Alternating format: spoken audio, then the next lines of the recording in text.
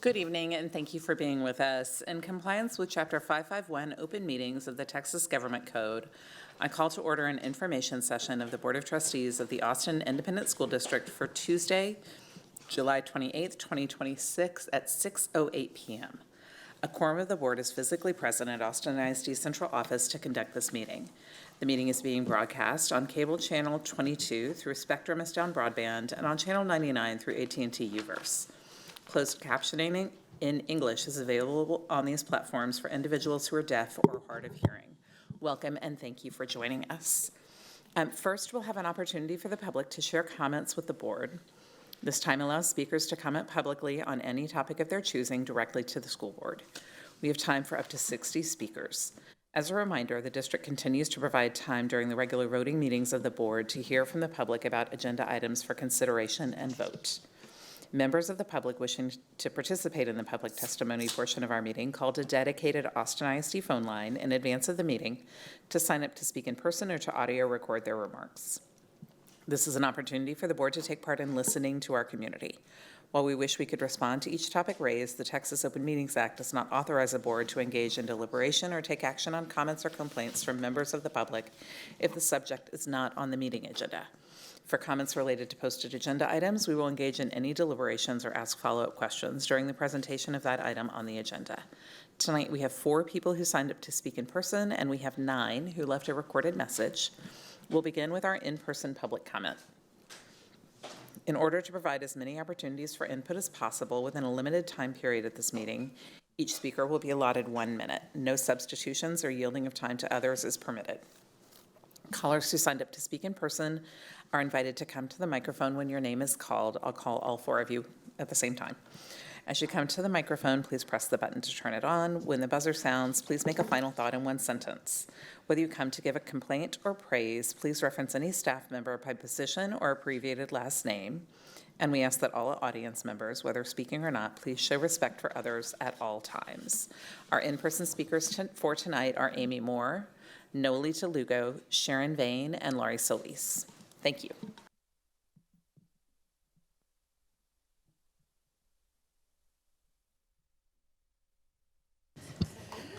Good evening, I'm Amy Moore, and I'm just asking y'all to keep a few numbers in mind tonight. I am a math person, so that's why. 61% of our middle school students, that's 7,473 11 to 14-year-olds across 12 different campuses. Those numbers represent children and campuses affected by middle school closures and a potential closure in all the TAP decisions that have been made in the past 8 months. I think parents in the community have a right to know, are we fully staffed at all our middle school TAP campuses?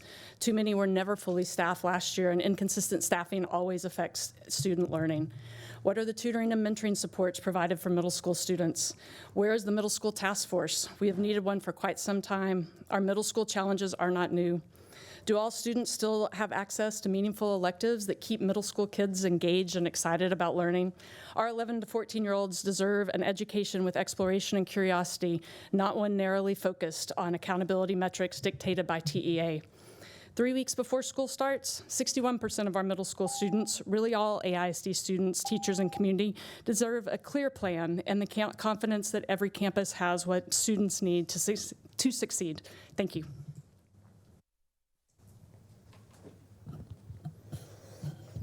Hi. Public schools are central to the American dream. Public education can lift kids up, help them land among the stars, but 30 years of slow starvation, testing, pressure, and GOP manipulation leaves today's kids worse off than my generation. Marath's AI grades them, rates their schools, and degrades education. Jeff Yass leaves a money trail, and Mike Miles leaves every child behind. We advocate at the Capitol, giving midnight testimony out of love and determination to ask our state leaders for a better way to fulfill the promise, save our schools, support our teachers, stop over testing. And then on a late summer afternoon, after your teen has already told you, after social media has already warned you, our district says another school must close. This is required. This is student-centered. This will connect students to robust learning environments equipped to accelerate growth. Good God, is that LSG? This plays into the claws of jackals waiting for public schools to die, but why? Why make it all worse? Why the unintentional cruelty of it? Like it's easier to break hearts and trust than it is to be upfront. Paredes Middle School deserved better than this.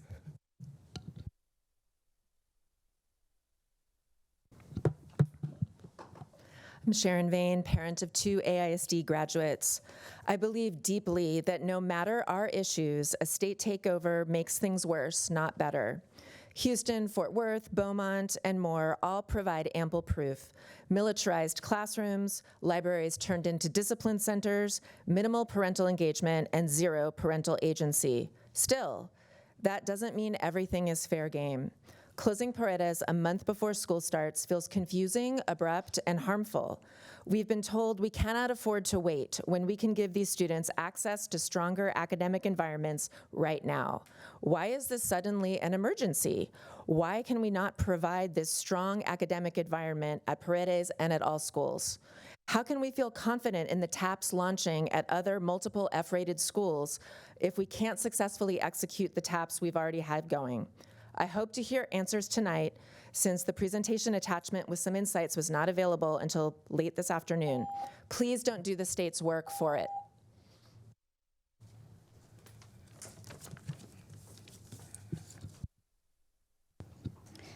My name is Laurie Solis, and I currently serve as VP of Austin Council of PTAs, and for the last 5 years, I've also been a volunteer, PTA board member, CAC co-chair, and sub at Paredes. I recognize that even when decisions as significant as school closures are being considered, opportunities for meaningful community conversation are not always provided. I want to thank you for creating space tonight, as well as the meetings tomorrow at Paredes and Thursday at Mendez and Bailey, to hear directly from families about the proposed closure at Paredes and the profound impact it would have on students, families, and staff.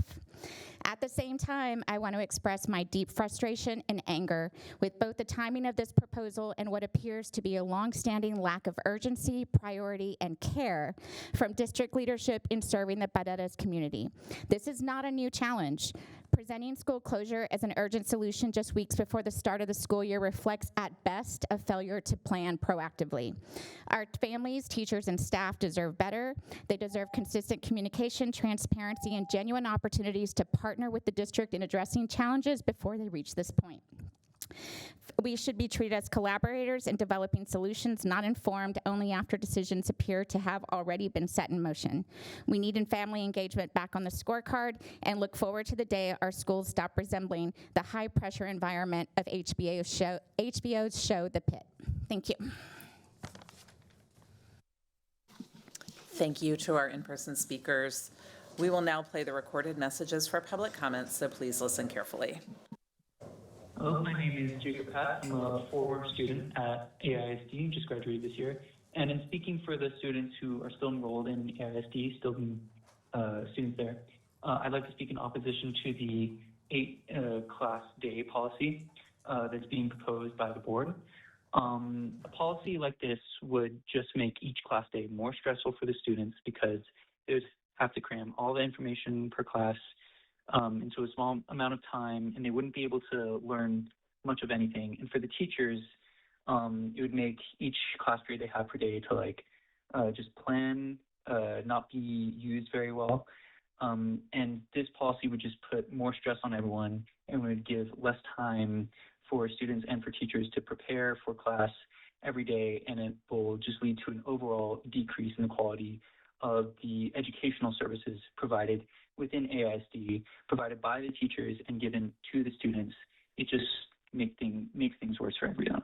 Thank you and have a great day. Hello, my name is Molly Eno, and I am an advanced and AP student at Austin High School. I am calling to tell you that the 8 class period day will put so much stress on both staff and students.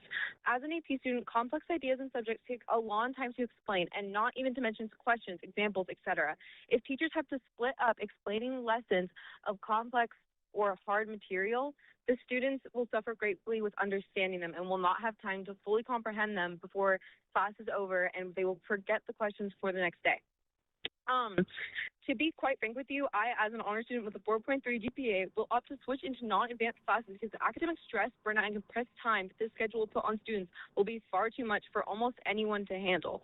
Time constraints, daily homework, all of this, it will just prioritize little time. There's not enough time to be able to complete all of the necessary learning and education that needs to be completed.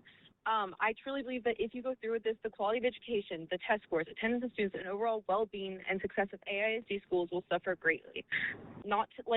There is not enough time in 40. Hi, my name is Maggie Hooten. I'm currently a student at Austin High, and I'm calling because I and many of my peers would like to firmly reject the idea of 8-class school days becoming a reality for us or others in AISD. For one, speaking from personal experience, this would force classes to rush through work, resulting in lower overall comprehension of material. This also leaves students with less time before or after work to connect with peers, which is a critical part of school. Even with cramming, not enough work would get done. Some students also work their entire underclassmen years to secure a free period, and that policy would essentially make this useless because it's only 45 minutes to deal with an 8-class day, and that's a ridiculous expectation, especially for students who take multiple APs, with all due respect. On top of that, teachers would also have less time to answer questions from or work with students, again, resulting in worse comprehension of the material. They would also only have one 45-minute period every day to catch up on work or prepare for the next classes. For someone who has to deal with hundreds of students, that is not enough time. Thank you for listening to my concerns. I know these also reflect many of my peers' concerns. Thank you. Have a great day. This is Marie. I'm calling in on 3.1. Board, the documents are not available in the new Board Docs portal as of almost noon, leaving community members unable to give meaningful input when items are repeatedly added after public comment closes at 1 o'clock. I also want to say I don't support any closures, but we had Boy and Moy data to show Paredes' projected score and Betacheck. Betacheck appears to have done well on STAR, yet Betacheck was closed into Paredes for Paredes to later be closed. Was this all part of the plan and they just didn't want to announce more school closures, or did they miss the data? There needs to be accountability for this administration and transparency and accountability ratings, and we cannot close our way out of TEA accountability. My name is Tara Nichols, and I'm calling regarding the Paredes school closure. I'm a parent of 4 AISD students, with one currently entering 8th grade. I'm a big supporter of our public schools and the amazing teachers helping to educate our kids. Choosing to close a school should not be a rash decision. Choosing to close a school with no community input, no forewarning, and in such a hasty manner, so close to a new school year, erodes the trust and support of everyone involved. It creates chaos for families and staff and upends the security of vulnerable teenagers. Closing a school without clear and updated reassignment plans leaves families scrambling to prepare the new school year and make informed decisions for their families. This decision should never have been handled this way, and the AISD leadership and board members need to be held accountable and prevent any other decisions made in fear from happening. This decision begs one question: what is the future plan for preventing schools from failing before the schools are closed and staff and students are displaced? Because the signs have been around for years, and there were no preventative measures being taken to prevent our students from being. My name is Kylie Tertulio. I'm a rising junior at Austin High School, and I'm calling regarding the implementation of an 8-class school day in more AISD schools.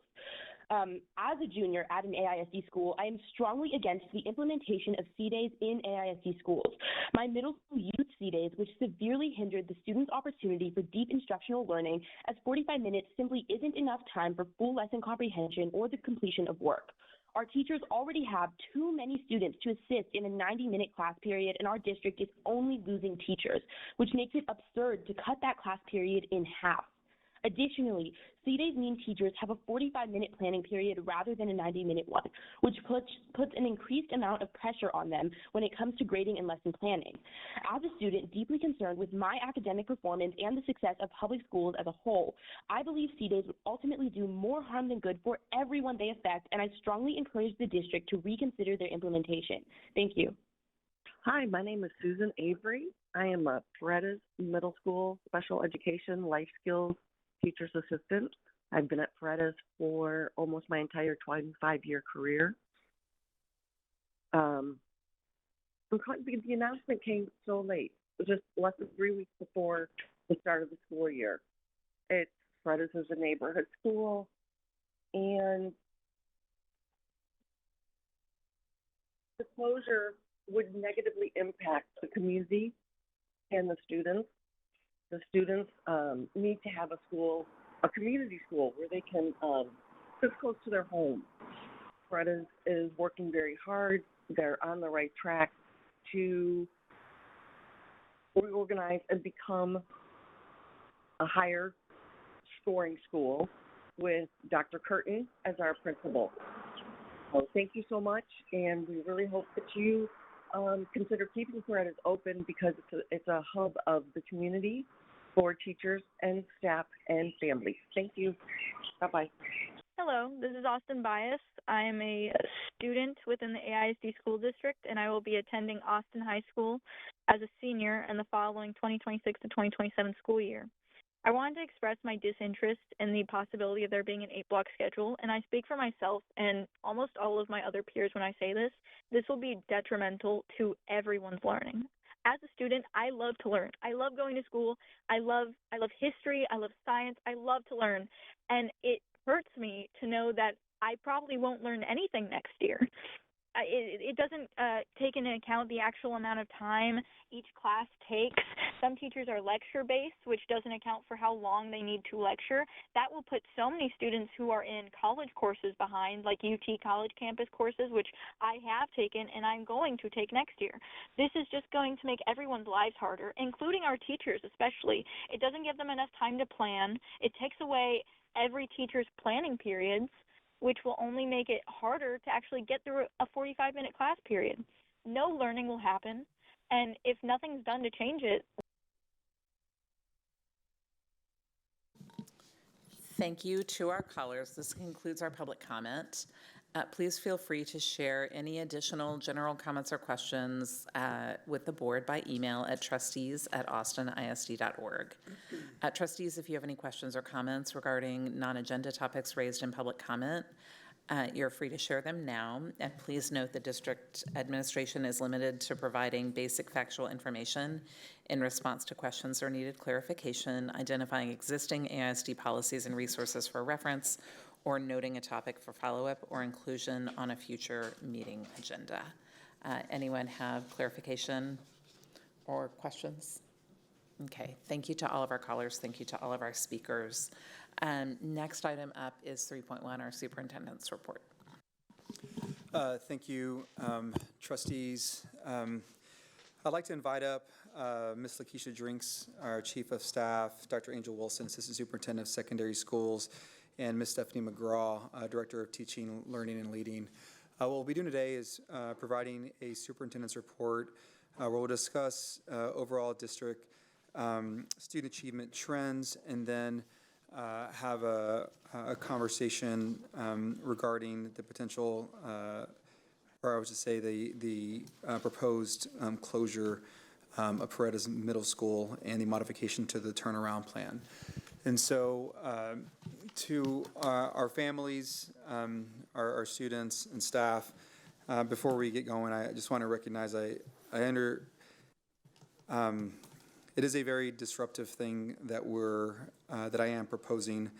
When we go through the conversation, my hope is that we'll be able to show how, as a school district, as a superintendent, you strive to make the best decision possible with the information you have available, and right, wrong, or indifferent, the way that a school system works allows for limited opportunity to make changes, because you're always planning for the next year. You're always thinking about budget cycles. But there are many great things happening in Austin ISD, and our time together, this administration with our board, I think has put us in a strong position moving forward, but there's still a lot of work to do. And so when we talk about where we are as an organization, you can't do so without talking about student achievement trends. And here, as we enter the 26-27 school year, we have to talk about kind of what we've seen as district-wide student data is provided to the district. And so as we move to slide 3, I'm not sure who's managing the slides. What I do want to highlight are growth trends that we've seen when we evaluate and analyze student-level data. One of the things that we're constantly doing as an organization is taking the data, taking other data sets, other outputs, and making adjustments as we plan for the coming school year. That is something that we always do. When we talk specifically about summative assessment or 2026 STAR and looking specifically at student level data, there are lots of bright spots. There are lots of things that clearly communicate that the system is responding, given all the great work that's occurred over the last 2.5 years. We can look at 3 through 5, math, RLA, 5th grade science, and all this stuff is available. All this data is publicly available. You look at middle school, 6th and 8th grade math, 7th and 8th grade RLA, science and social studies, and then of course EOC, or end of course results, which has been shared I think previously district-wide. And as a district, we have to acknowledge that all information helps inform what adjustments needs to occur as you move forward. And when we think about the work that we have taken on as a district, as Lakeisha will share in a moment, we are in the process of implementing 24 turnaround plans. They were approved on November 20th, and they were submitted to Texas Education Agency on November 21st. And so as we've gone through the work and seen progress, I think it's also very important that we think about, what adjustments have to be made and how much time do we have to actually implement those changes as we move forward. As we talk about growth around middle schools, a different data set that I want to point our trustees to is MAP. That was actually referenced by one of the callers. Beginning of year, middle of year, and end of year data sets. And we've shared graphics like this before. What you'll see here on the left-hand side is 2025, end of year versus achievement. On the x-axis, you have growth, and then on the y-axis, you have absolute achievement. And the goal as a system is to move our schools being very thoughtful, being very deliberate, kind of across in kind of an arc, so that they ultimately get to a place where our students are achieving. The rigor is in these schools, and the systems are doing what they're intended to do, which is to move student outcomes, but do it in a way that's responsive to the needs of our community. When you compare 2025 to 2026, you'll see that our middle schools specifically, and those that are implementing TAPS, have moved. This is not accountability ratings. As many of you all know, there are multiple things that inform ratings. There's absolute performance, there's growth, there's comparisons based on demographics. So there are lots of things that influence final ratings, but what I want to be clear is when you think about growth and performance, the schools are moving. When we drive and explore closer as to what we saw this year at Paredes, it is difficult to not kind of acknowledge the kind of downward trend that we saw between middle of year and end of year. And I also want to recognize that the staff had been working very, very hard. There have been lots of things that we as a district have implemented as part of our turnaround plan. But as a reminder, 23, 24, and 25 accountability and the way that it rolled out put districts that were navigating large numbers of turnaround plans in a situation where you have year one implementation with year three consequences. And so I want to be very clear about that. If we were in a traditional kind of sequence where the agency releases ratings and you develop a turnaround plan and you implement that turnaround plan over a two-year period, and ultimately by the 5th year you break the accountability chain. For the schools that we as a district have been supporting by way of TAP, as well as every other district, that nuance between 23, 24, and 25 creates some challenges when it comes to implementation as far as timing. It takes time. And so you can see here that we approved the turnaround plan on November 21st. It was submitted and accepted by the agency. So we had to implement the turnaround plan in the year that it was approved. We had already anticipated much of this, which is why we made decisions early on in the school year that were reinforced by the turnaround plan itself.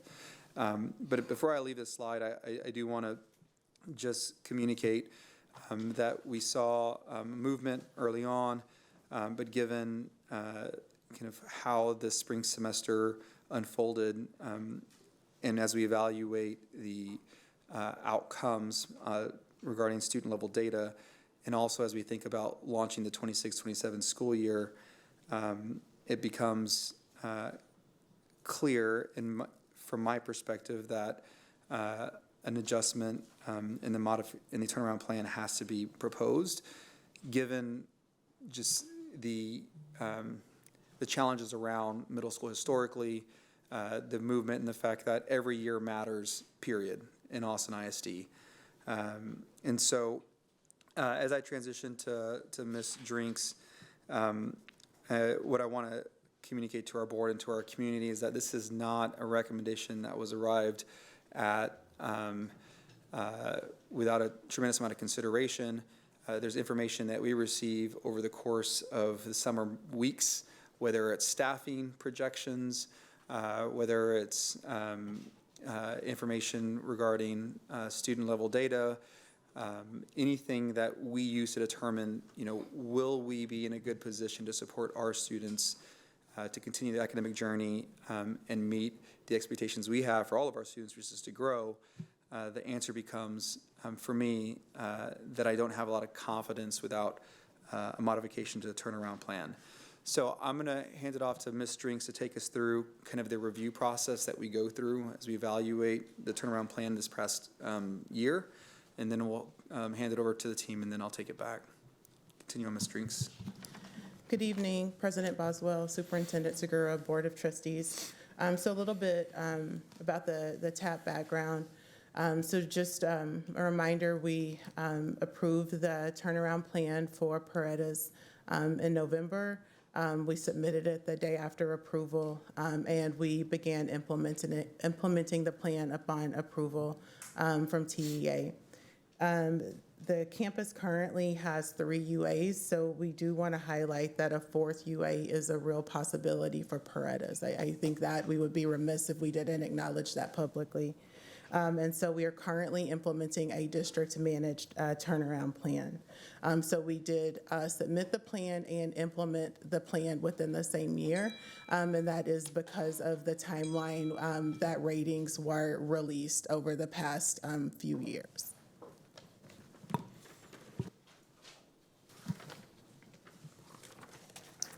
And so part of implementing a turnaround plan comes monitoring a plan, as with any plan that you implement. And some things that we monitored were the classroom observations that were conducted by the campus leadership. We monitored the campus data, so the superintendent went over some of that data with you. And then we also monitored student attendance, student engagement as far as their learning in the classroom, also family engagement, and then we monitored staffing. And the first semester, things actually were going really well at Paredes, and so we heard, through public comment and through comments we've received from the community, like, were we monitoring? Was this sudden? And actually, one of the slides that I skipped that I do want to go back to. If you notice on this slide, you will see that there was significant improvement at Paredes at the middle of the year. So we were tracking and we were monitoring, and so from the beginning of the year to the middle of the year, the campus was staffed. I think they had about 3 vacancies. We were seeing improvement with MAP growth. The students were growing. The campus implemented strong incentives for students. They were working with ACPTA, really working on parent engagement. And so we felt pretty strong about TAP implementation at that point. I think a lesson for us as leaders is that as a system, we need multiple data points. And I will say that is a fine line between over-testing and having enough data points to actually make sound projections and plans throughout the duration of the year. So just really relying on to map growth data points throughout the year, and maybe a star release isn't significant enough to make the recommendations, and even to plan strategic supports for campuses. And so that's something that we're working on as a team, and not just testing data points. Like we really need strong data points for attendance, for engagement, for outreach. And so we are working now with our CDA team on a platform. We're working with the executive directors, or we will be, and assistant superintendents on identifying clear data points for all of our turnaround campuses that we'll review on a regular basis, so that recommendations can come sooner. Not to say that we'll recommend more closures, but more recommendations for support that can come sooner. Again, just having map growth as a data point kind of gets us to where we are now.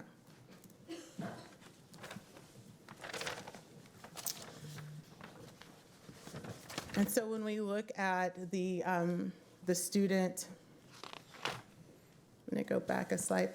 So through our progress monitoring at the end of the year, one thing that we did notice through our review of observation and feedback, some of the observation and feedback that we noticed was provided to teachers wasn't aligned to the student outcomes that we saw at the end of the year. So one example, we saw some feedback that was provided to teachers that indicated that IEPs were implemented. There was strong implementation of IEPs, but then when you look at the performance of our students that receive special education services, their achievement and their growth did not indicate strong implementation of their IEPs. So there was a bit of a disconnect between the observations that were made and the student outcomes, which is really important. And I won't say that that's unique to Paredes. It's really important that what you see and the feedback that you provide to the teacher matches what you see the students doing in the classroom, if that makes sense. And so we saw a bit of a disconnect there, which is important. And so as a district, we are focusing on our observation, feedback, and coaching cycle for our educators. And so we're calling it LIFT. And so what we did is we revised our feedback system so that we're able to give our educators more targeted feedback instead of sort of a blanket overarching, try this, students aren't engaged. We're giving them very specific strategies so that we're able to address such things. We reviewed and we're reviewing weekly our vacancies for all of our campuses. And right now at this moment, Paredes has the most vacancies of all of our campuses. Currently, they have 18 vacancies, and 14 of those vacancies are teaching vacancies. So at this point, we would not meet the turnaround plan requirements for a restart because we would need to have all of our positions fully staffed and staffed with highly qualified teachers. So that is clearly a point of concern. And then our student level STAR analysis for 2026, and all of this information is available to the public.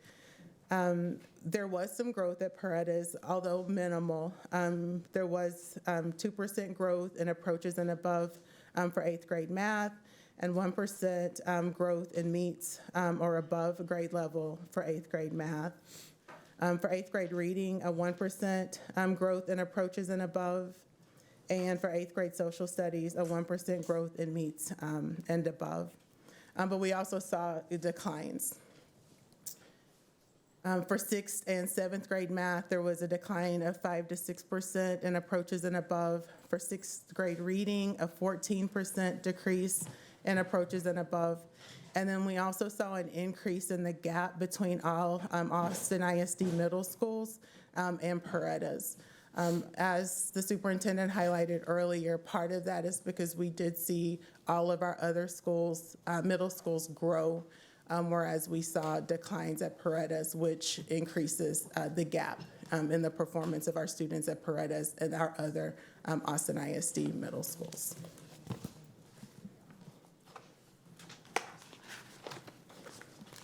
Thank you, Lakeisha. And so as we transition to the kind of next section, I want to kind of just acknowledge the, again, the timing of this. And when we think about where we are and what success looks like for those students for 26, 27, it is very difficult to get comfortable given the gap that we have seen, whether it's staffing, whether it's systems, or just how we finish the year, which is why we're coming back and wanting to propose a modification to the turnaround plan. And so as a reminder, as we go to the next slide, there are different turnaround plan options that are available to school districts to implement at various times. One of the things that I think is a good reminder is each of these is really used at different points in a school's academic journey, meaning that if you are just implementing a turnaround plan, it's year 2, you may look at school improvement, and given where you are, that's probably sufficient. If you have your accountability chain, which is a function of F's and D's, has progressed to a point, you need a stronger intervention. And so what we had proposed in November of last year, which was ultimately approved, which is District Managed Restart. We have many of those, but what we are proposing now is a reassignment, which is a closure of the school and then a reassignment of those students. The one thing I want to point out is we have to be really thoughtful about the school that is going to receive the students and make sure that we have the supports in place, the systems in place to ensure that they get what they need to be successful academically, but also to make sure the transition for families is in alignment with who we are. We certainly recognize this is not this is a significant disruption. When we look at where Paredes is in Austin ISD, in southeast Austin, you can see the Paredes attendance boundary kind of is on both sides of I-35, south of Slaughter Lane. The 2 schools that are being proposed to receive the students from Paredes are Bailey Middle School, which has a C rating. I also want to kind of reinforce that based on student level data, we have seen growth at Bailey, and because of the current rating, it is an acceptable school to receive the students, and because of that, we would also want to propose that Bailey Middle School be the school that receives the turnaround plan that was previously assigned to Paredes. The other students that are to the east of I-35 and to the north, the area it shows differently because of the density of students in a specific area. So you see there in blue, that is the area that we would be proposing move to Mendez Middle School. Currently, the last rating was a B. I do want to also communicate clearly that we are bringing this school back to Austin ISD operations. We've hired amazing leaders. They've been working very, very hard to ensure that we build up Mendez Middle School to be a thriving school in East Austin.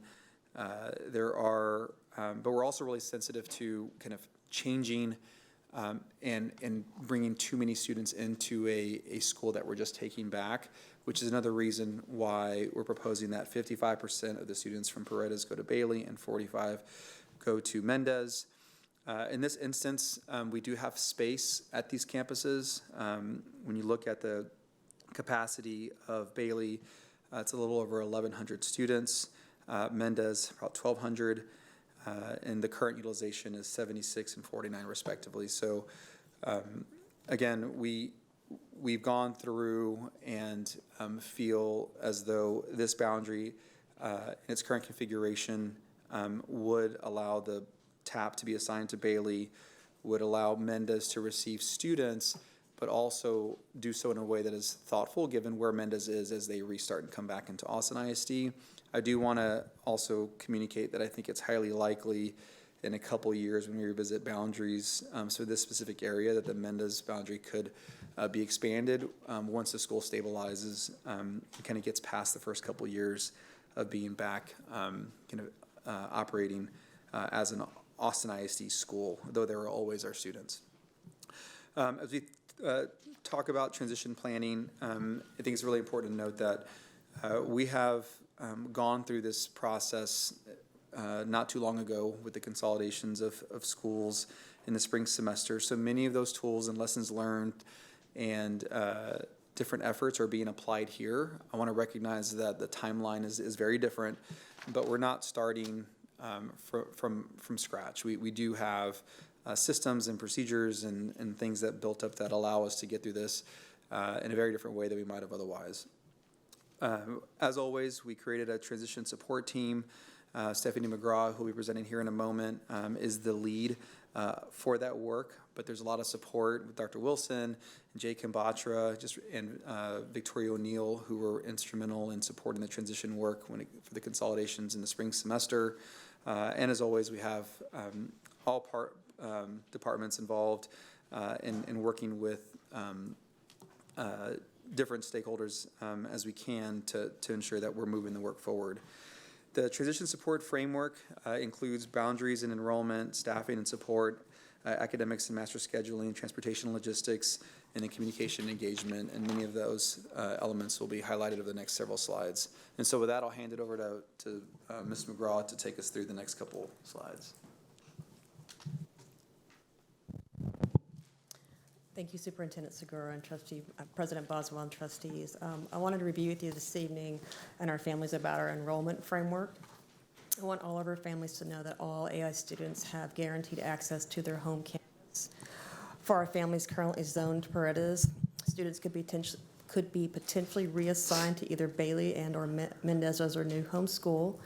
And to make this transition as smooth as possible, we are launching a three-pronged approach. One will be in-person registration at Paredes from August 3rd and August 6th. We are going to enlist a phone bank of individuals to make personal phone calls to our families to support an enrollment and registration.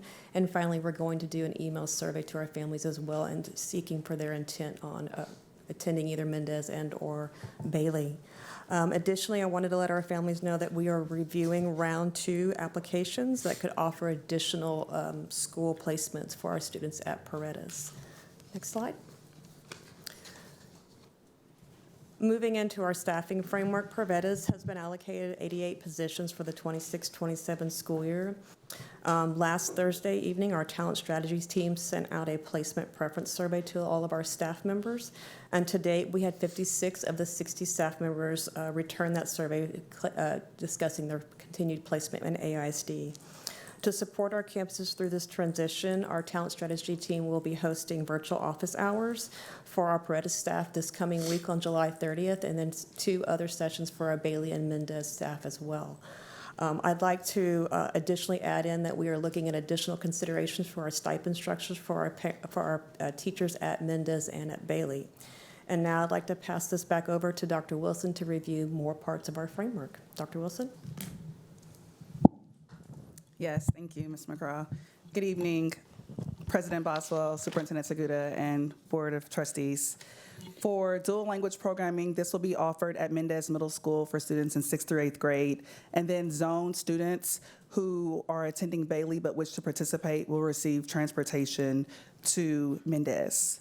For scheduling, we want to make sure that all course requests are student-centered, and this is just a value and a common practice that we implement across secondary schools and across the system, but we want to be very intentional about honoring a clear, established process for scheduling, being sensitive to the needs of students and offerings that they may have previously selected at their current school, and ensuring that where there is space and staffing available, that we offer those same requests. Even outside of the master schedule, when you begin to consider the opportunities for athletics, for cheer, and for all of the other things that we know tie students in and make them feel a part of the community, we want to ensure that that same level of intentionality and that same level of inclusivity is also present when we transition our students from Paredes to the 2 other schools. Multi-tiered interventions will automatically be provided to any student through our MTSS process. Of course, we know that this follows a specific identification process, and interventions will be in place. They are in place at all of our secondary schools, and they will also be in place at these schools as well. Next slide, please. Transportation. So this is the basic framework and criteria for transportation for students. This slide outlines the eligibility. Bus service is provided to Zone Paredes students that are assigned to Bailey, and Mendez students who are living outside of the 2-mile radius, as well as all Paredes students enrolled in the Mendez dual language program.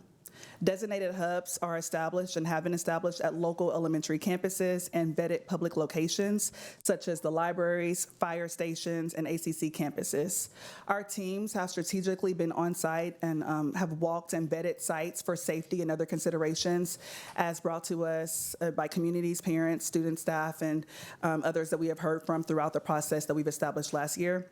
Families can view and finalize these routes, or can view finalized routes starting August 3rd, 2026, using the interactive map on our website and the Where's the Bus app, bus stop finder.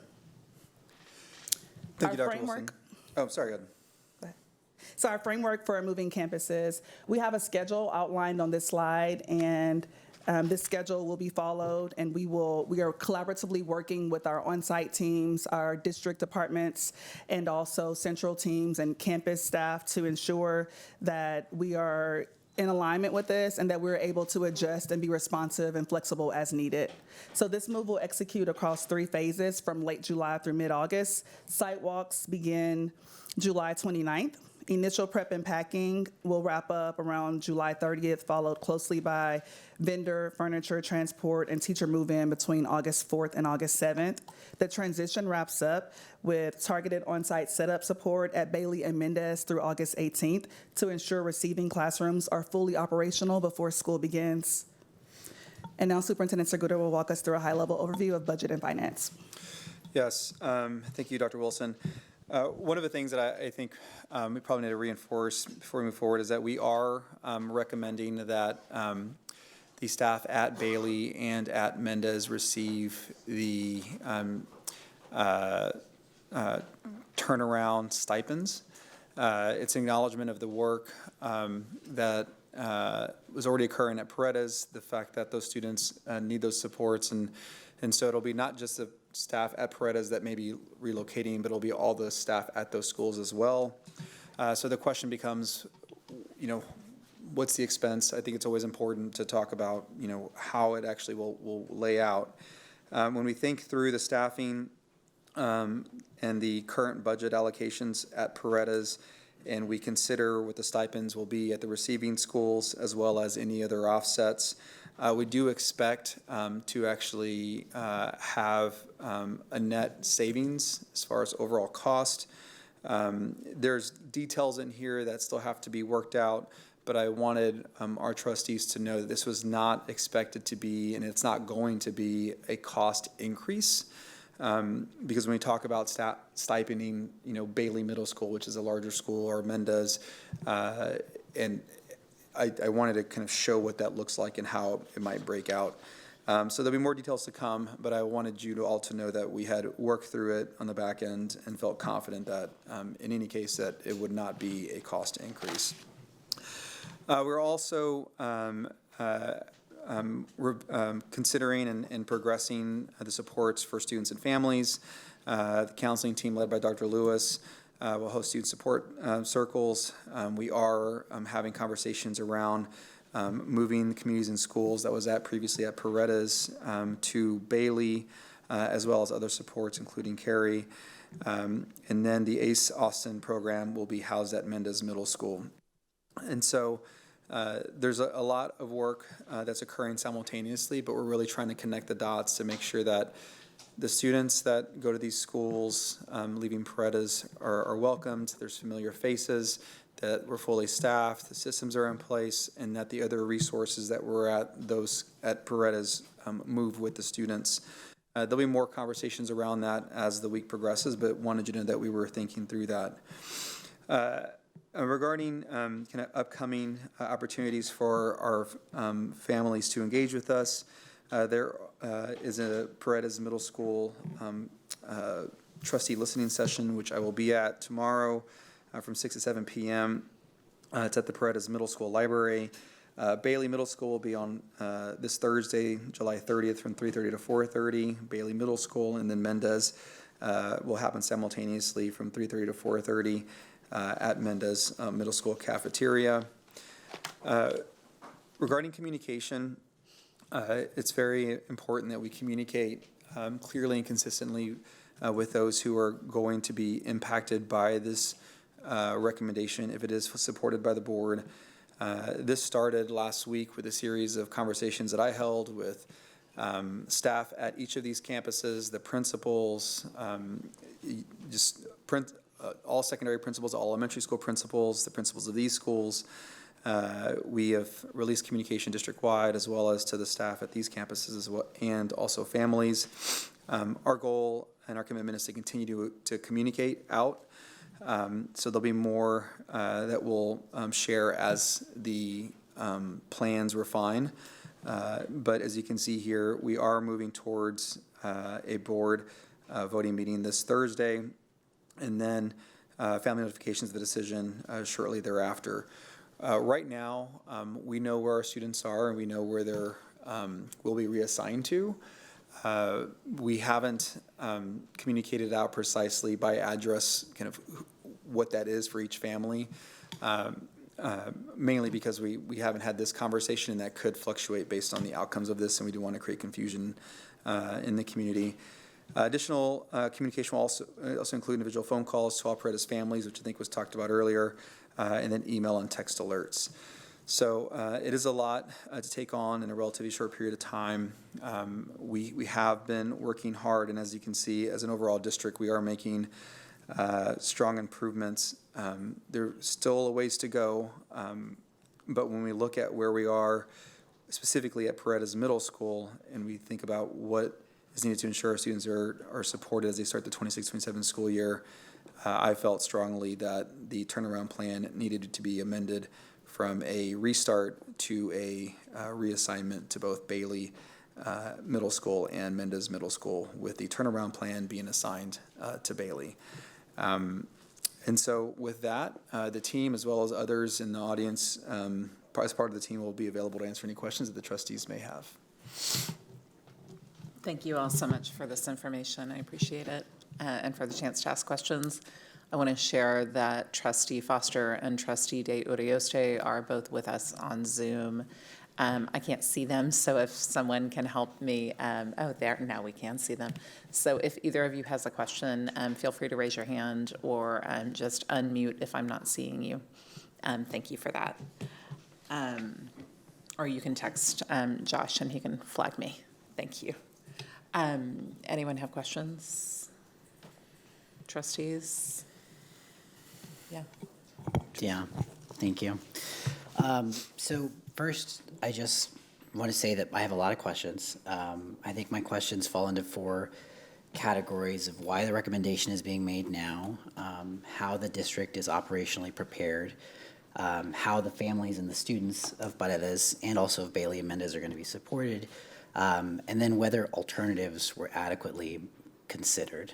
So I guess to begin, just as plainly and as simply as possible, can you explain what circumstances are justifying asking the board to make a decision that is this large at this point in time, which to some degree precludes adequate public engagement and also, I'm sure, what we would prefer to be better planning? So we are not in a position to ensure that our students at Paredes Middle School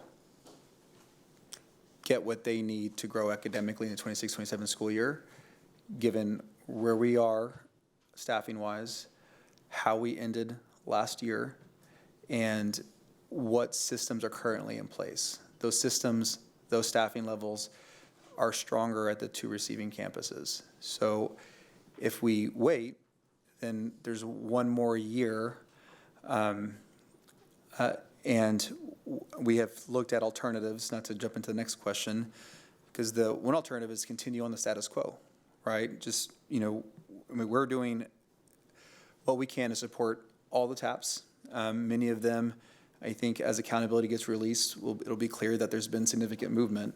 And when you look at all of the data that we have, Paredes did not get the gains that we would have hoped to have seen to position us for a successful 26-27 and ultimately break the accountability chain. I think at the end of the day, it's about putting students in the best position possible to be successful. And I'm not able to ensure that given, how we ended the year and what I've reviewed over the last several weeks as data has continued to come in. So I know Ms. Drink spoke to this earlier, but about the performance at Paredes in the fall of 2025 and how that gave positive indications as to where you projected accountability would land in 2026. So what prevented, I guess, was it only that information, the positive performance from fall of 2025, that prevented this recommendation from coming with the larger group of schools that was approved by the board in the fall?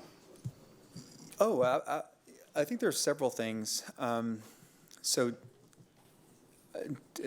our community and staff and everybody knows, we showed the accountability chain and history for Paredes Middle School. There are 11 other schools that are in that same kind of grouping of schools. When you look at the systems that we put in place, the growth that we've seen, which I think was referenced here a couple times, I think what we're going to see is that much of that has been, not much of it, I'd say much of it's been addressed by the growth that we've seen. And that just reinforces that we're on the right path as a district. This specific middle school, given the complications around middle school for a decade here in Austin ISD, given that it's 3 years, given the challenges in general that we've seen, we weren't in a position because of the growth that we'd seen in the fall semester, as well as kind of what started in the spring semester, to make the recommendation, and we weren't intending to. I mean, I think that's also important to note. We were not intending to be here at this point. It was never something that we felt would have been before our trustees, because there are 11 of those schools, right? That are all working towards improving student outcomes. We had 24 turnaround plans. There was a lot that we were lifting, and many have gone as expected. We're monitoring, we're making adjustments. This one at Paredes just didn't quite get to where it needed to be to give me the confidence that we will be able to move student outcomes and improve student achievement the way that our students deserve next year. But it wasn't just MOI data and I also want to acknowledge that there have been disruptions on the campus, and disruptions can occur in a variety of ways, right? We see that in lots of different places. I just think that where Paredes was and is, we couldn't have really anything not go like according to the perfect plan. And disruptions unfortunately happen, and I think we're seeing kind of the result of all of that coming together. So yeah, that's.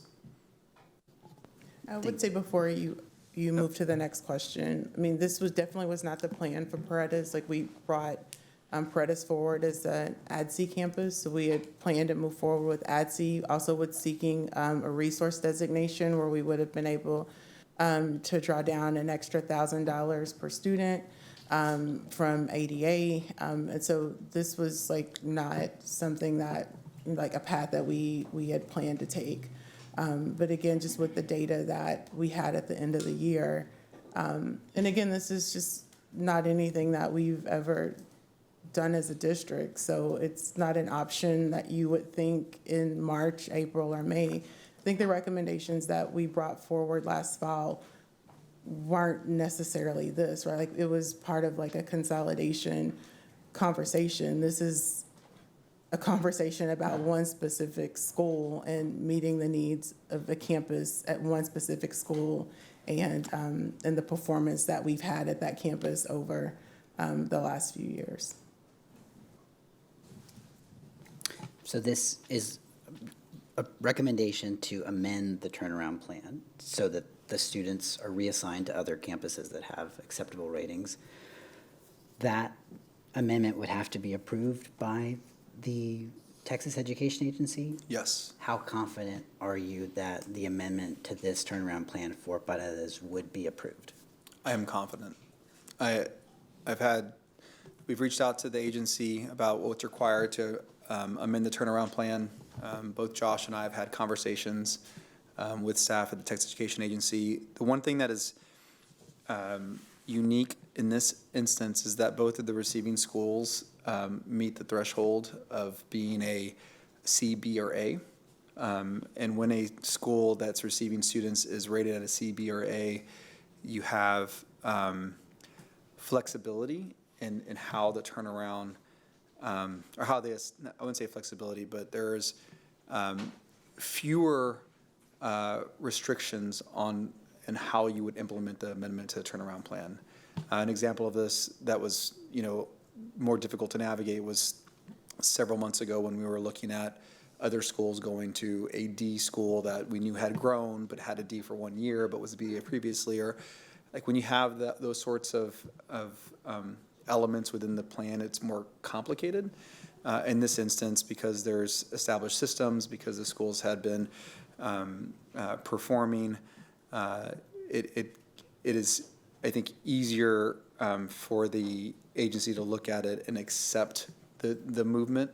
But we have also just independently reached out and had those conversations. When would you receive verification that the amended turnaround plan has been approved? Yeah, I can't speak to precisely when that would occur. I don't, that's something I can, seek to get clarification on for our trustees. I can send that in a variety of ways. There was nothing that I heard, and I'm not sure, Josh, if you want to speak to this differently, that would make me think that it would be a long process. But I don't have a date certain, like if it's 2 days, 5 weeks. But I think they would, if we asked specifically about we would like to know before this date. I'm hopeful that he'd be able to give me a positive response as far as certainty goes. What would be the consequence if the amendment were not approved? I mean, we would have to go back to the drawing board. In my conversations with the agency, they understood that we were trying to make sure to do the best for our kids and have an early decision ahead of the start of the school year. No. Are there other risks aside from the rejection of the amended turnaround plan and the logistical complications that would put this recommendation at risk of being a failure? I think, let's talk about what a failure would look like. One thing that we're doing is tracking rising 7th and 8th graders, right? So we want to make sure that our students, get the supports that they need at the receiving schools to achieve academically, and do so in a way that brings them and makes them part of that school community. And so we didn't talk about a lot of it here, but all the other things that make a school community, a great school community, just in general, like just bringing the community together. So that's one of the ways that we're going to track it, right? So do our students who are reassigned from Paredes, is their academic outcomes, do they improve next year because of the change? If they don't, then that would be, I would say, to your point, a failure, right? I would say if we move students in a way that ultimately impacts the receiving school's ability to continue on and build their systems or support their students, then I would say that would be maybe not a failure, but that'd certainly be something I'd want to, want to call out as a component of a failed turnaround plan modification, which is why we have proposed this balance that limits, from a percent perspective, the number of students going to Mendez. Mendez, they're in their first year back. With Austin ISD, we've hired great leaders. The staff there have been doing a tremendous job. And so, but they are a smaller campus.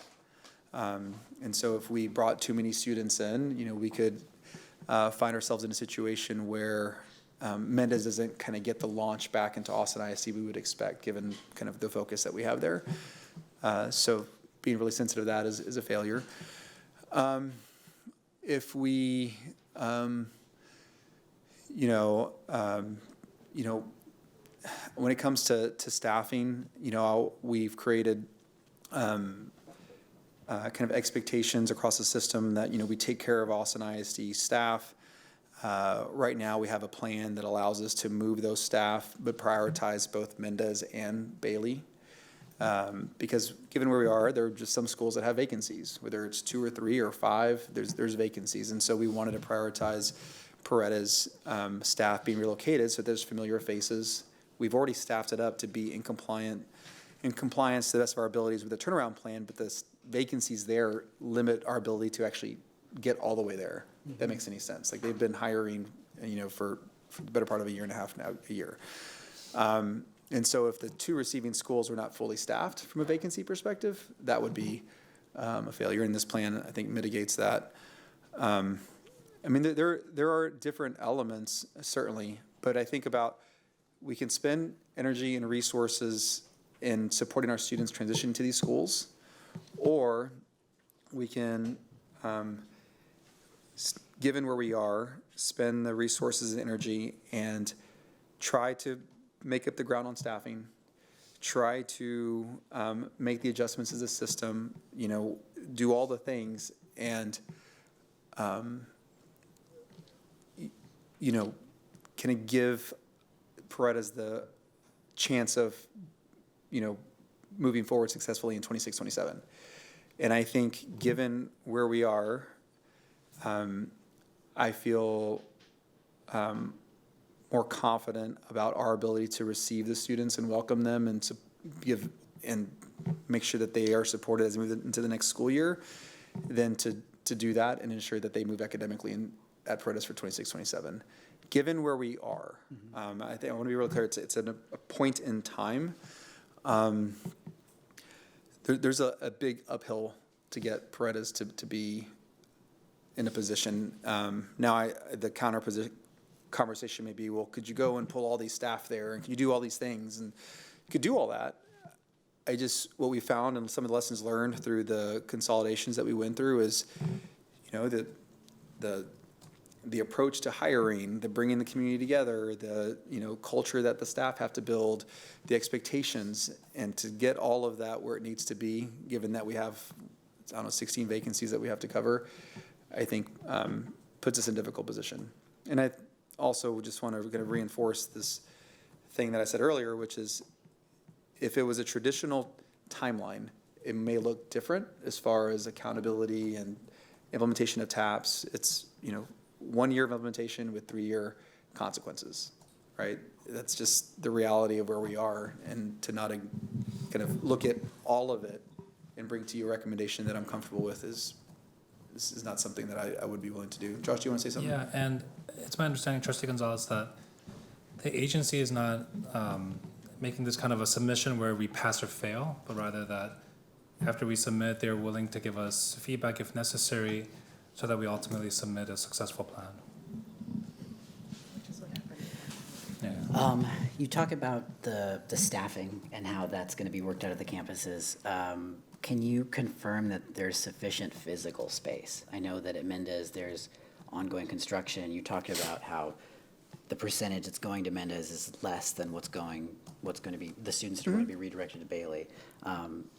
Is there adequate space to receive all these students physically? Yes. And some of these questions, I kind of know the answers to because we talked about capacity in a lot of this last fall, but these are questions that I've received from people over the past week since its announcement been made. So, yeah. Yeah. So we've I would not have brought a recommendation forward without assessing the current capacity at both Bailey and Mendez. The one thing I do want to point out is we are leveraging operational capacity, which is something that is a little nuanced, meaning that if there are portables already in place at Bailey, we're going to count them. In long-term planning, like 10, 15, 20-year planning, where you think about capital improvements, you typically don't count them. And so that's the only nuance here. So when you look at capacity and operational capacity, we are using the operational capacity because that's how they operate. That's how they're operating now. When you look at the students that are assigned to Paredes Middle School, they will fit. The other thing to point out is that right, wrong, or indifferent, many of these students are not picking Paredes now. Many of them are electing to transfer to other schools, Covington most notably, but there are others, including, yeah, actually many of them do go to Bailey already. I think it was over 80. Oh, was it 200? I thought it was so there's a lot of movement in this area already. And so, but based on the numbers that we have, the reside, the enrolled, we are confident we can fit them both into the campuses.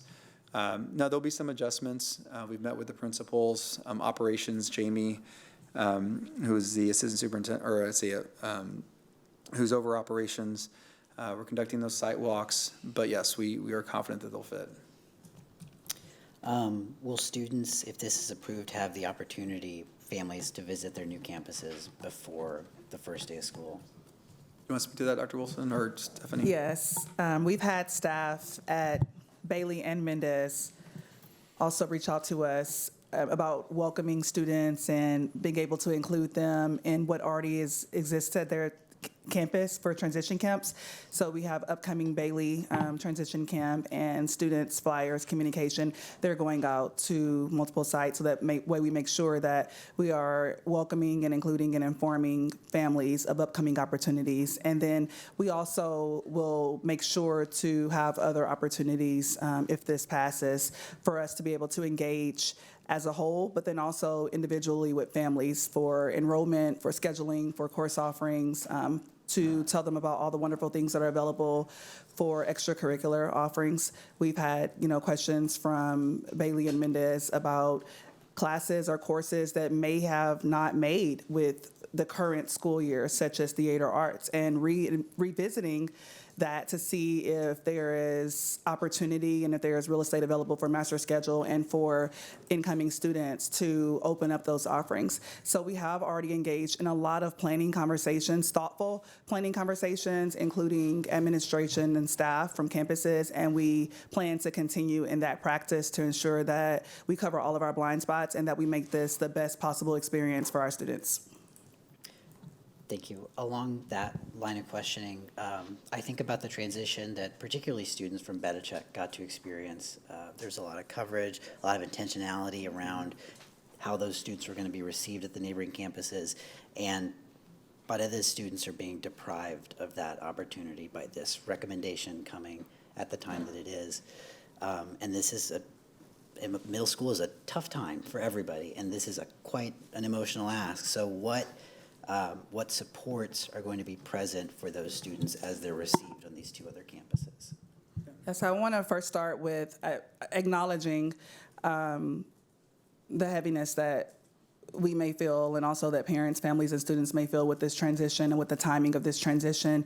And we know that what's key and what's critical is having trusted adults on campus that students know and that are familiar faces that they can recognize, that they can confide in, and to help support with this process. So we are being very intentional, even with the staffing aspect. When we look at, our current counselors, librarians, admin team, teachers, to ensure that we have that familiarity of faces and visibility and trusted friends and adults that they can count on at these campuses.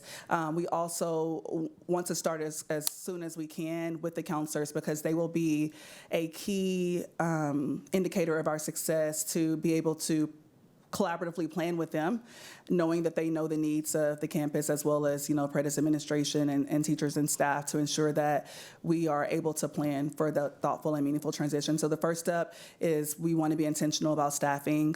We already talked about the transition camps and having, other spaces and opportunities for students to come and be welcomed. I think the listening sessions that we have scheduled for later this week will help us even more when we think about those thoughtful transitions and planning and other areas and elements that we know that families prioritize. But just from the feedback that we've received so far, through calls, emails, face-to-face conversations, we know that these are priority. And as we get the information, we are pinging Stephanie, I think about 50 times a day to add to the plan to make it as robust and comprehensive as possible, and to ensure that we've turned every rock over and just learned from the lessons we've learned from previously last school year, and then also to use that to inform our planning currently. Another concern that I've heard a lot is about uniforms at the campuses, and what kind of financial support and or flexibility is going to be granted to families that have already, but as they're used to what the expectation is, and now there's a change in that going to Mendez or Bailey. Yes, Trustee Gonzalez, and we've had that conversation as a team. We want to acknowledge that there are costs that families may have incurred as they were preparing to start the 26-27 school year at Paredes Middle School. We have not identified kind of what that offset will be or how we'll make it work, but I do want to be really clear, like I expect that we'll find a solution. There are different funds that we can rely on to try to address that, because if a family has to buy X number of uniforms, it's an expense, and to have this change at the late time that it is, we want to do what we can to help address that directly. We found a couple of different ways to do it. I don't think I can speak to precisely how we're going to get it done, but I know that we've already identified it as an area of concern, and I'm confident we'll have a plan. So what I'll say is we are addressing it. The dollars that are used to address it, I think, are what we're finalizing at the moment, but it is something that we will get addressed. And then regarding going to another campus, like Bailey doesn't have a uniform, right? These students will be Bailey students. I think as they come into the school and we identify and work with Principal Garrison to kind of identify all the welcoming activities and the planning around it, there'll be some considerations for sure, but I don't want to set the expectation that we're going to have uniforms at Bailey, because they are going to become Bailey students.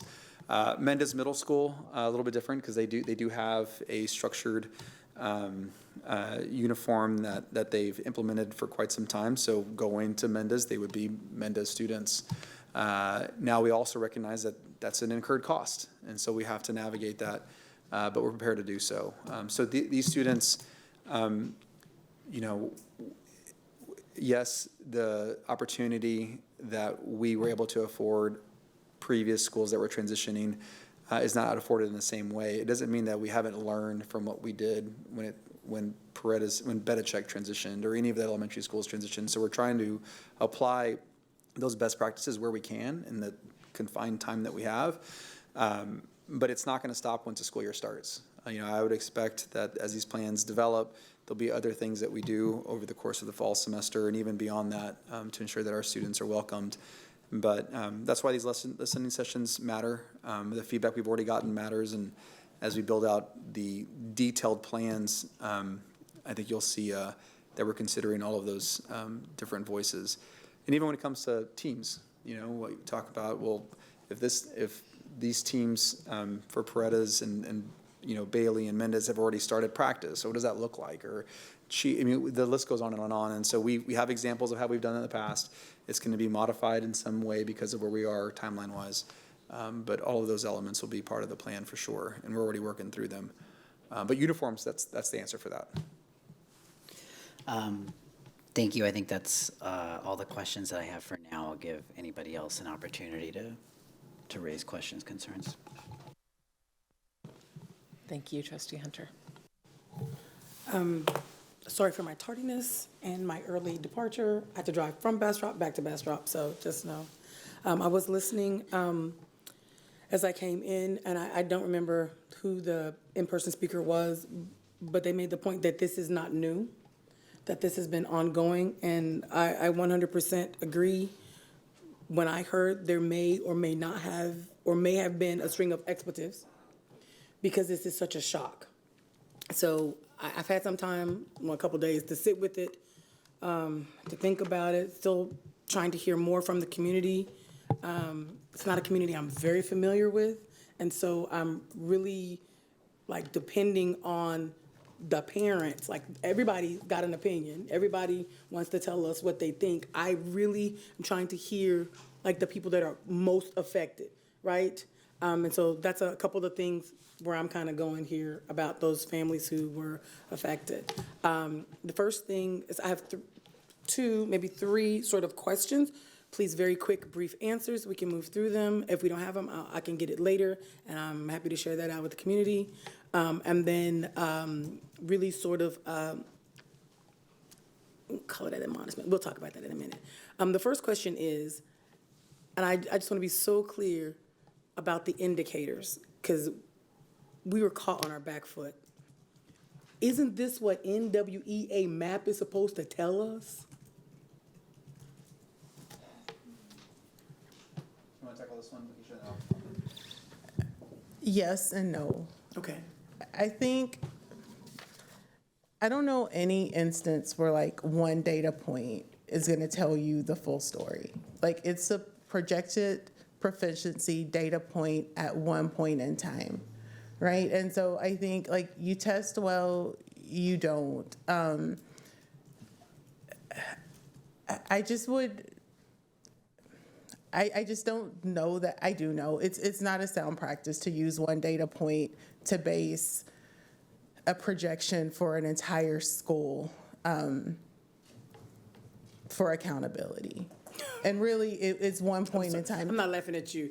What you said, I heard, and then I'm like thinking about the state test. This is exactly what it does, right? So that's what. I think apart from state testing, I think that even as a teacher, right, like, and I'm telling you, right, like as if you don't know, right, like as a teacher, you assess, you adjust your instruction, you test, you adjust your instruction, right? So all of that happens at a campus level. So like, yes, the principal probably has some idea, but we're making recommendations at a district level, right? Like, I'm not in the classroom every day. Matthias is not in the classroom every day. Dr. Wilson's not in the classroom every day. So we get the data point that rises to us, right? And that is like the MAP growth data point. And then last year we implemented the CBAs. So we had a couple of data points, but the CBAs were new.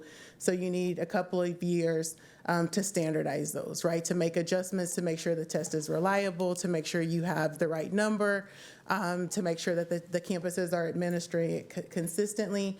So basically we had the middle of the year data point. The students performed better. Actually, they showed growth. They still didn't test on level, right? They showed growth, but they were not performing like at the sixth grade level. So we're like, yes, they're growing. But we know with the way our accountability system works, if you are maximizing growth, then you will at minimum like score a D, right, for accountability, and you can actually push it to a C. We've seen that happen with campuses before. So would we say like, yes, they're going to be a solid C, or are they going to make a B? No. But we felt like if they continued the trajectory of growth that they showed in the first semester throughout the course of the year, then they would have been okay, right? But then when we got their end of the year MAP growth, they did not continue the same trajectory of growth. But as Matthias said, and for the amount that I can kind of share publicly, there were some disruptions that did happen in the spring. And so when you have a campus that was new to some of the systems that were established in the fall that did lead to the growth that we saw in the fall, the disruptions that happened in the spring really had an impact on the gains that we had started to see. And so then we saw them shift out of the growth. So I think if they were able to continue the growth that we started to see in the fall, we probably would not be here making this recommendation. But some of the happenings that happened in the spring just changed where the campus landed. Okay. I feel like that was sufficient, Mr. Superintendent. So then another data point you mentioned was attendance. Say more, so that, because what do you mean by, I can't remember exactly specifically what you said, but I made the note. You said other data points should include things like attendance. But talk to me about the attendance. What does that mean? Yeah, so when I shared that, I just shared like those are some things that you monitor in general. I wouldn't say like, so did attendance impact this recommendation? No, but attendance is something that we monitor when we're monitoring a turnaround plan. Okay. And it is in the tab. Oh, yes, thank you. Last two things, not questions, really comments. The first thing is, when I heard the news, my first question was, explain this to me. I'm a parent, right? And then the way I got it is like, well, I don't care nothing about no TAP. I never heard of no TAP. I've been at work. Why can't my kid go to the school he's supposed to go to? That needs to be super, really, really clear. And I don't think we're there yet. And I'm hoping that by tomorrow, this is clearer to parents as they're understanding. So that's the first comment. The second comment is I appreciate the in-person option that we are having for registration. My concern is now I got to leave my job to do something I might have already done before, right? We need to go to where people are. What is it, the George Morales Dove Springs on August 8th? We need to have 8 tables over there. Like, have you registered yet? Because we can register you right here, right now. We got to make a copy of your whatever. We need to be in front of the Dollar General, wherever these parents are, that's where we should be. Because having the school open is wonderful and great if I can take off that day and come on over there. But on a Saturday, when I was going to go get a free backpack and a haircut, I was already going to be over there. I just think that it would behoove us to be in that space, to take advantage of that. And again, I appreciate the online resources that parent can go to. I do not feel like that is sufficient. If you're moving my kid, then I expect you to hand me a piece of paper to say, this is the school that you're going to, this is their schedule, and this is the bus they're going to be getting on, right? That's what I need for them. So this is a hard transition, and I don't want to ask parents to do any more if this is what we decide, and as a majority, I don't want parents to have to make any more moves than the bare minimum, because this is not on them, this is on us. Thank you.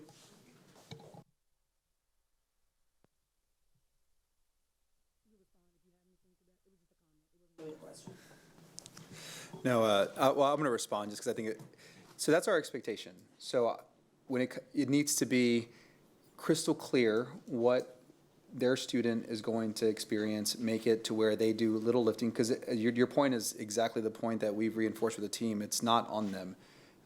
I am making the recommendation. If supported by the board, it needs to be crystal clear what their students experience day one, where the bus stop's going to be. I mean, all of that.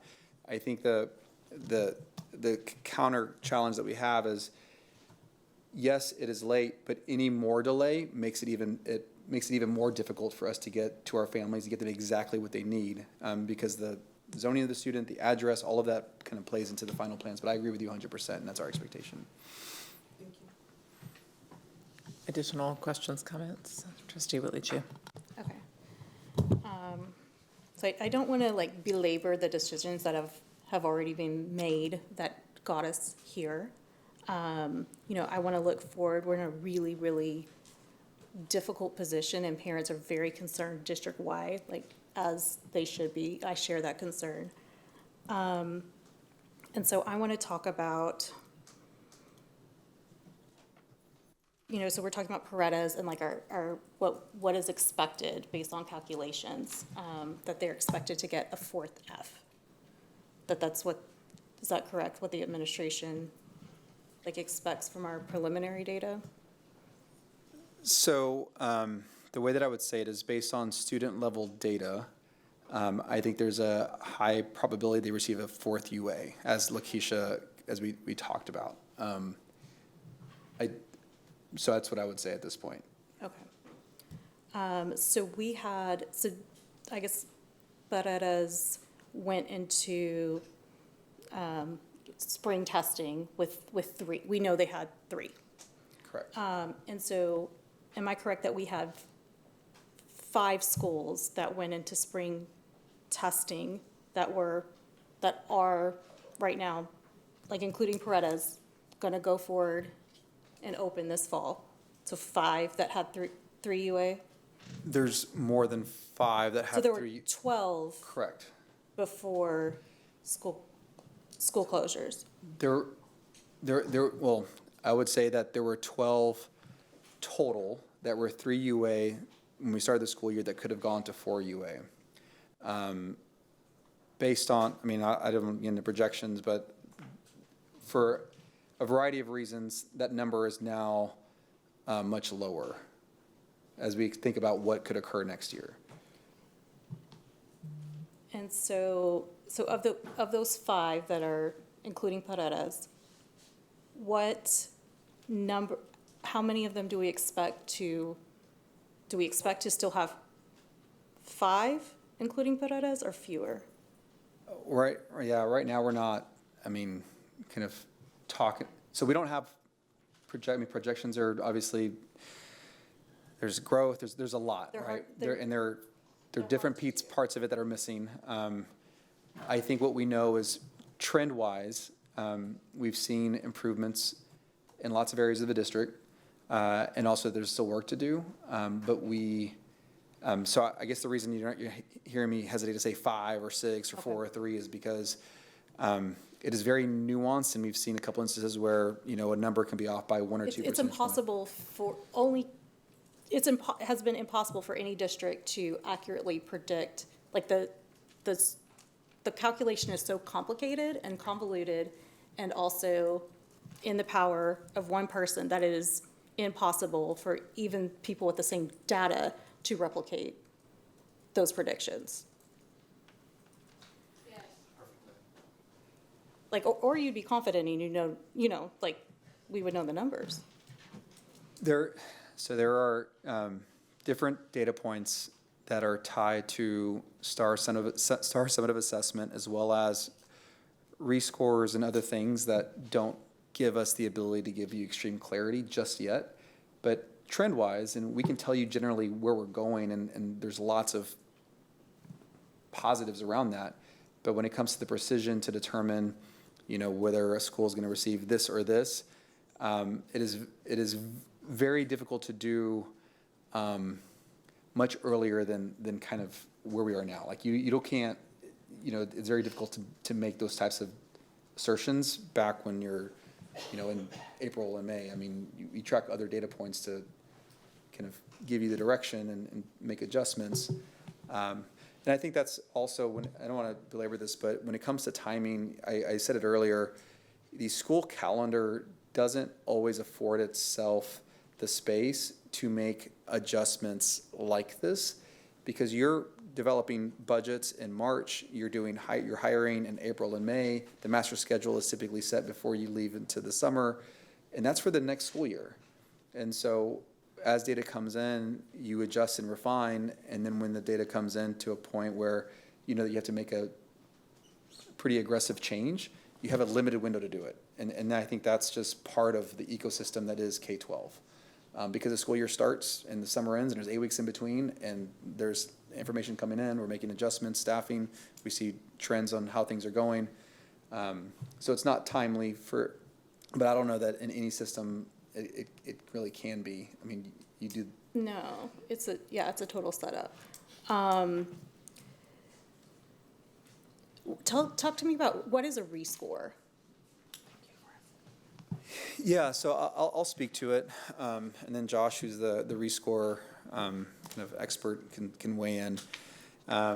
So the rescore process is what occurs when a school district submits student performance data back to the Texas Education Agency to be rescored, not using the methodology that they had used to do the initial score. What methodology do they use to do the initial score? It's an AI-based, it's an AI-based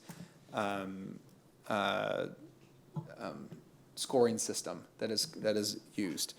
And in years past, school districts had, well, last year, school districts had the ability and the opportunity to rescore student data or that the principal or that the school district believed should be rescored. And so some districts did that, some did not. There is an expense in doing that. That expense per student is what, Josh? 50 if you're not successful. 50 if you're not successful. $50 per student. Well, per student. Per and so test. who pays for that, and who do they pay it for? The district pays that to whom? There's a vendor. I forget the exact vendor name, but there's a vendor we'll get a PO from. And then who scores it after? If we pay $50, like who scores it then? So the vendor will score it if the Is it a result is person not or a successful. robot? I Or a believe it monkey? is also Or a AI graded. I don't know. An Or, AI? Yeah. Another AI? Or I'm not 100% Okay. sure. Yeah. Yeah, so the rescore, the way that it worked in last year was school districts would submit if they're 1 point off from a benchmark, from like low does not meets to high does not meets, from getting close to meets or masters, and some school districts chose to do a district-wide blanket, and some chose to do it kind of based on principal or kind of supervisory decision, meaning they looked at the product of the student and looked at kind of how it was assessed or scored and said, okay, this doesn't make sense, let's send it back. What we found statewide is that many of these had a change, meaning that they went up by that point. And that was last year. So this year, the Texas Education Agency said, we will automatically rescore if you're 1 point away from any of those benchmarks. So we received kind of raw data in various forms. Again, it's not accountability data, it's raw student data. And then we also got back a list of students who were going to be rescored. And then at that point, the district has the ability to recommend other students to be rescored. And there are various things that kind of are used to inform how many students it should be, which schools it should be. And so we have, gone through that process and have submitted students to be rescored like many other school districts have in the state of Texas. Okay. So right now, like the district or the Board of Trustees cannot be confident that that the scores are accurate, that initial scores are 100% Well, we don't have, accurate. we don't have, I think with projections. Or like they have been shown historically, like the state testing, the state scoring model has been shown to be historically inaccurate using this AI.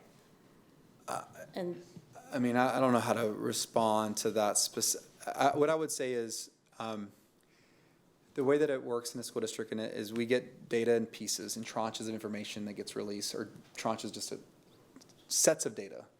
And then school districts use that data to make informed decisions as they plan for the next school year. They also use different data sets within it, or different points, to make projections. Some rely on outside vendors, some do not. What we've seen over the course of this year and even last year is there are just lots of missing pieces as you progress along, which is why, as much as there are lots of areas of like highlight and growth, and there's also areas of focus, it is very difficult to say it is this rating versus this rating, which is why we look at student level data to say, what is our students' experience at this campus? Are we positioned well to support that student next year? And if we're not, we need to adjust our plan. This campus specifically is tied to a turnaround, and it's further along in the accountability chain, which means intervention needs to match kind of the need that is identified. But at the end of the day, we want to do what's best for kids, period. So that's what's happening in the background. So I know that there can be frustration certainly about why didn't you make this recommendation in April or May, and like I said, the last data point that we had, which is MOI data with what we saw, kind of gave us the indication that if things progress, we would be in a position to start the next school year. Unfortunately, based on information we received, we don't have that confidence moving forward. And then do we know how much, potential mistakes that are, causing us to question this data and ask for a rescore? Like, how much is that costing the Austin ISD to pay for? It's hundreds of thousands. I don't, Josh, you know the exact number? It might be about 300,000. Yeah, and we expect some of that to be offset because if it's adjusted, then we don't pay that. I don't know how far it'll come down, but there's certainly going to be some that get adjusted. Those are my questions for now. Thank you. Thank you.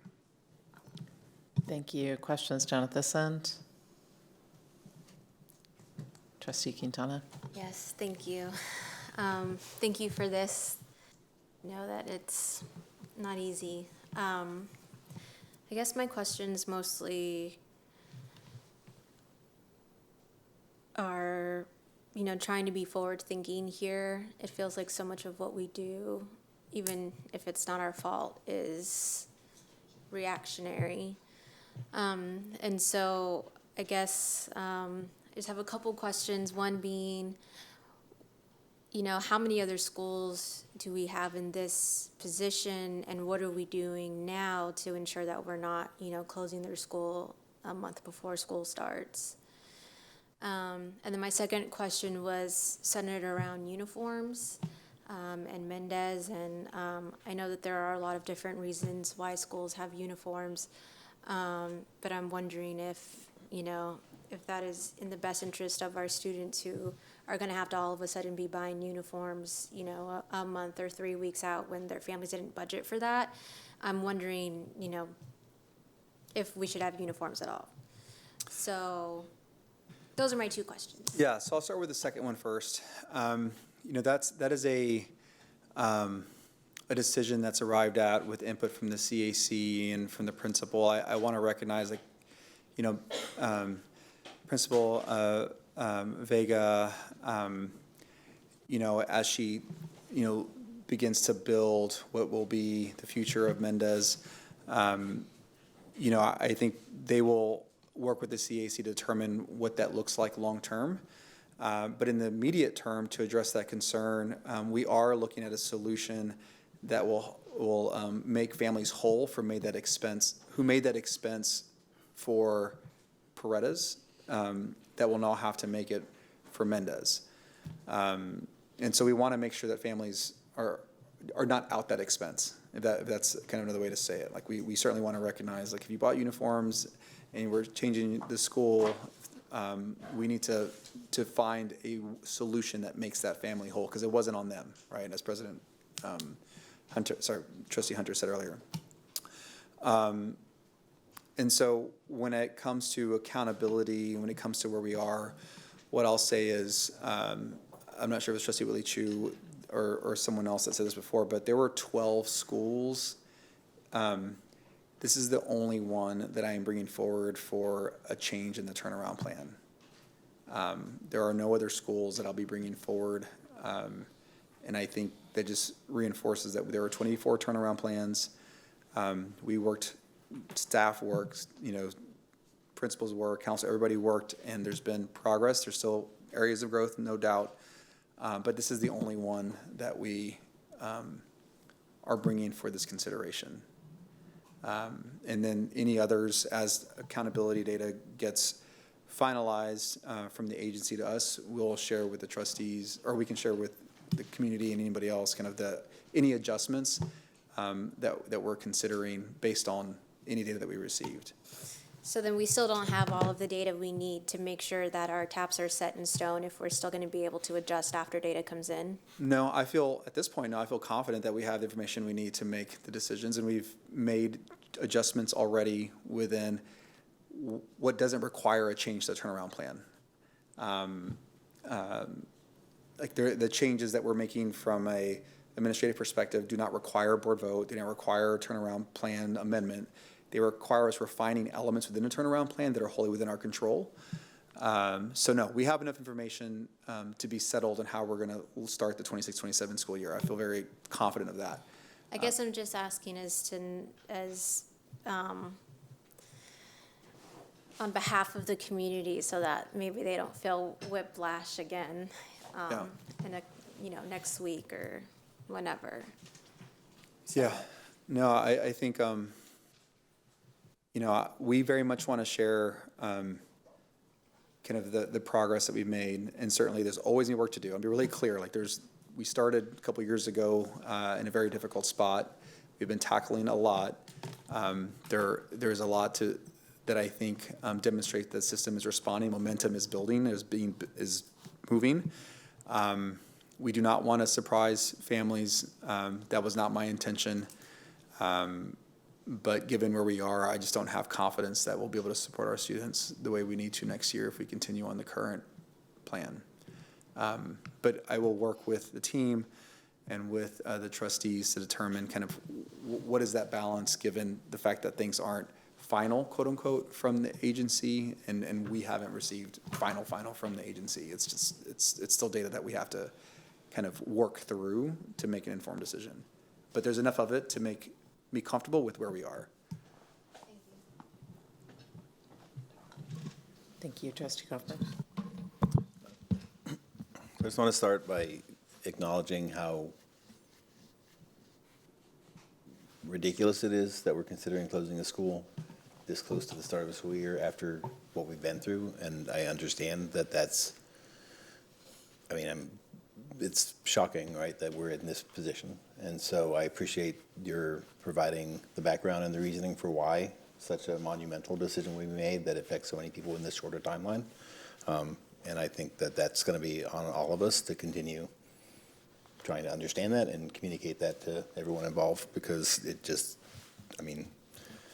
it's a rough thing to do. And I personally have tremendous appreciation for Paredes and the community. I was principal for 10 years at Paredes Elementary, not Paredes, but at Paredes Elementary, and 2/3 of our students at that time were fed into Paredes. So I have literally hundreds of students I know who went through Paredes. I have visited the classrooms there many times, and knew teachers who worked there at the time. And so, it has a great history as a really important part of that community. So considering closing it is just really, really, really hard to imagine. So again, I appreciate your providing and being patient with our repeated questions around rationale or background, so we can really truly understand why this is being asked of the community, and in particular, why it's being asked of us to vote on this. So thank you for continuing, and I know you will continue answering those tough questions. I want to extend a question that Trustee Gonzalez asked about, what if TEA does not accept the modified plan? My question is more short-term, what if the board does not accept the short-term plan this Thursday? So I know that you have the challenge of decisions like this that you have to start implementing before the decision is made because of the timeline, and yet be prepared to pivot because it is a decision. This is not, and never would, despite some contrary opinions, the local school boards do have an obligation to consider the decisions that are put before us. And state law requires that we approve turnaround plans. And so this is our obligation. So any suggestion or thought that this board has an obligation to rubber stamp or do something that's proposed by administration is contrary to state law, it's contrary to local governance, it's contrary to democracy. So we know, and I just want the community to understand that as well, that I believe I speak for my colleagues when we hold our, the trust the community's put in us. We respect that and trust that and know that we have to make a decision on this. So that said, what is Plan B if we aren't able to support this proposal on Thursday night? Well, one thing I would want to just acknowledge that, every day is going to matter. So I don't know that I'll be in a position to bring back another plan, because if the main issue is the consolidation or the closure, that's going to be the premise really for any other modification to the turnaround plan. If it's voted down, we have an approved turnaround plan already. I just want to be really clear as to where we ended the school year, where we've been, and so that we have a plan. I understand, but Plan B is the plan. We have a plan. It's the plan that we approved on November 21st. Immense resources will be poured. We will continue on. I just want to be really clear that the probability of success when it comes to student achievement, I think, is not to the same degree if the move occurs, given where we are. Understood. So, yeah. Staffing is one of the challenges that you described in terms of moving forward with the current plan for Paredes. Like, are there any options available? So, kind of want to be clear on what the implications would be of making a decision to say, well, we do have teachers in this district, and we have a school that needs highly qualified and effective teachers to be there. What would be the implications of placing students to fully staff Paredes moving forward? Yeah, so this, I think, points back to some of the observations as we move through the turnaround plans that we've been supporting over the last year and a half. I think the board knows this, and I know our community and staff knows this, but I think it's worth stating that being successful in one school doesn't mean that you'll necessarily be successful in another school. And when you have the ability to hire a principal, create the expectations, have the administration team, then hire staff, build a culture, understand that the students that you're going to be educating have different needs here than elsewhere. I think if we can do that, then and it all works and it's homogeneous and it just works, then that'd be fantastic. But that's not how it works. And I think our trustees know that, or certainly our staff knows that, because we just saw that this last year, where we had conversations with principals and staff that were identified as highly effective on their campus. We looked at transitioning those staff, working with the principal, not doing it like just going and pulling someone out, but having a conversation, making the move, and the move doesn't always work. Well, why doesn't it work? Well, I mean, the time to build up the team, the time to create the collaborative team structure that you need to support students, the fact that you've had a different demographic of students you've supported for the last 10 years, and it doesn't translate well to a school with different needs, I think are all things that we would have to just be really honest about. And so we could do that. I have the authority to do that. It doesn't require a board vote. And we've explored elements of that last year in a way that we haven't before. And in some cases, it went well. But given the fact that it's the number of vacancies that we have to tackle, the certifications required, the fact that they're middle school, it just makes it to be maybe a higher bar than I think it's going to be difficult. But it can be done. Okay. I appreciate that response. Just that is, I think, when you were identifying the challenges, I just wanted, a voice said, like, well, why don't we do that then, right? If that's our biggest priority, if there's a school that's demanding the largest, dramatic response to ensure the kids are successful, then, what other dramatic response could we do instead that might, but I appreciate what you said as a principal. I know that building a professional community is not as simple as just plugging in pieces here and there. It's about finding the right fit and developing the team that's going to serve our kids, not just individuals who are placed in there. I also appreciate acknowledging that that's displacing from other campuses, which means that we're going to be impacting other kids, and that finding a solution that would solve staffing without creating a staffing problem is important. So I appreciate that. Specific questions on the presentation. I did not hear much about special education. I'd like to have more details on what the plan is. I understand that there may be, I guess I'd ask, what is the number of students who have IEPs currently at Paredes, and what are the plans for transitioning students, not just, transition ARDS, I mean, literally, what is the plan for making sure that they're successful, particularly around our units like our, behavior or life skills units that have the students who would be most vulnerable in this situation? Yeah, and Trustee Kaufman, we have done that analysis. Assistant Superintendent Dr. Cherry Lee for special education can provide some numbers and some more information regarding kind of the plan. We didn't include it, I think, for a couple of reasons. One is the location of where the student is in the school that they're where they are assigned and where they're going matters, especially when it thinks about the number of special education vacancies, if any, the staffing that we have on site at Paredes and how they move. But we've worked through it all. I can provide that data Thursday, even before that, but we didn't include it because there's some precision there that we don't have yet because so in the interest of time, I don't need lots of detail, but kind of a big picture. Yeah, go ahead, in terms Trustee. of Sorry. what's the approach? Dr. Cherry. Hi, and excuse me, I'm a little sniffly tonight. So there are roughly 300 or approximately 300 students receiving special education services at Paredes. About 110 of those students are going to be zoned to Mendez, and about 190 of those students will then be zoned to Bailey. So just that's roughly the numbers. We have an additional about 35 students receiving 504 services as well that will be split between those two campuses.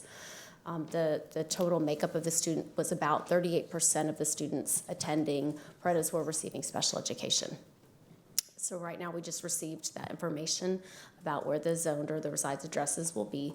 So our team has already projected special education and teachers and teacher assistants to both schools as well. And then we actually just met with principals already today to talk about what that was going to look like. We'll be partnering with Talent Strategy to support the teachers and the teaching assistants moving to those locations. We're also partnering with transportation as well. We have about 32 students attending Paredes that or do receive specialized transportation services. So we're working with our transportation department.